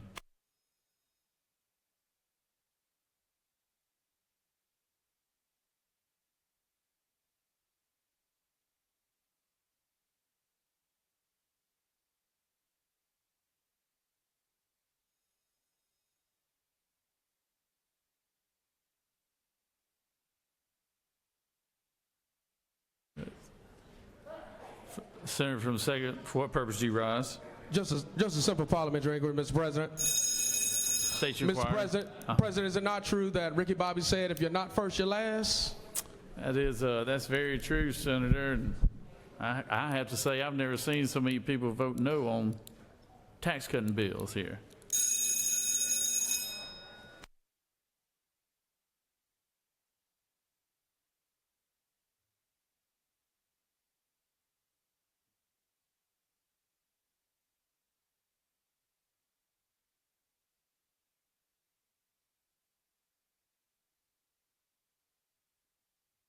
On the passage of the bill, the yeas are 32, the nays are 14. This bill, having received the requisite constitutional majority, is therefore passed by substitute. Recognize the Majority Leader. Mr. President, after this great day of supporting the middle class of Georgia, I move that the Senate stand adjourned pursuant to H.R. 998 until 10 a.m. Tuesday, February 17th. The Majority Leader has moved. Secretary, read the announcement. The Rules Committee will meet upon adjournment in room 450 of the Capitol. The DOT Board of Elections has been canceled. The Committee on Education and Youth has been canceled. The Judiciary Committee has been canceled. The Insurance and Labor Committee has been canceled. The Regulated Industries and Utilities will meet in room 450 of the Capitol upon adjournment of the Senate Rules Committee. Mr. President, that completes the order. Any announcements? Any other announcements? All right, the Majority Leader has moved that the Senate stand adjourned until February 17th, 10 a.m. All those in favor of the motion signify by saying aye. All opposed, no. The ayes clearly have it. We're adjourned. Have a good weekend.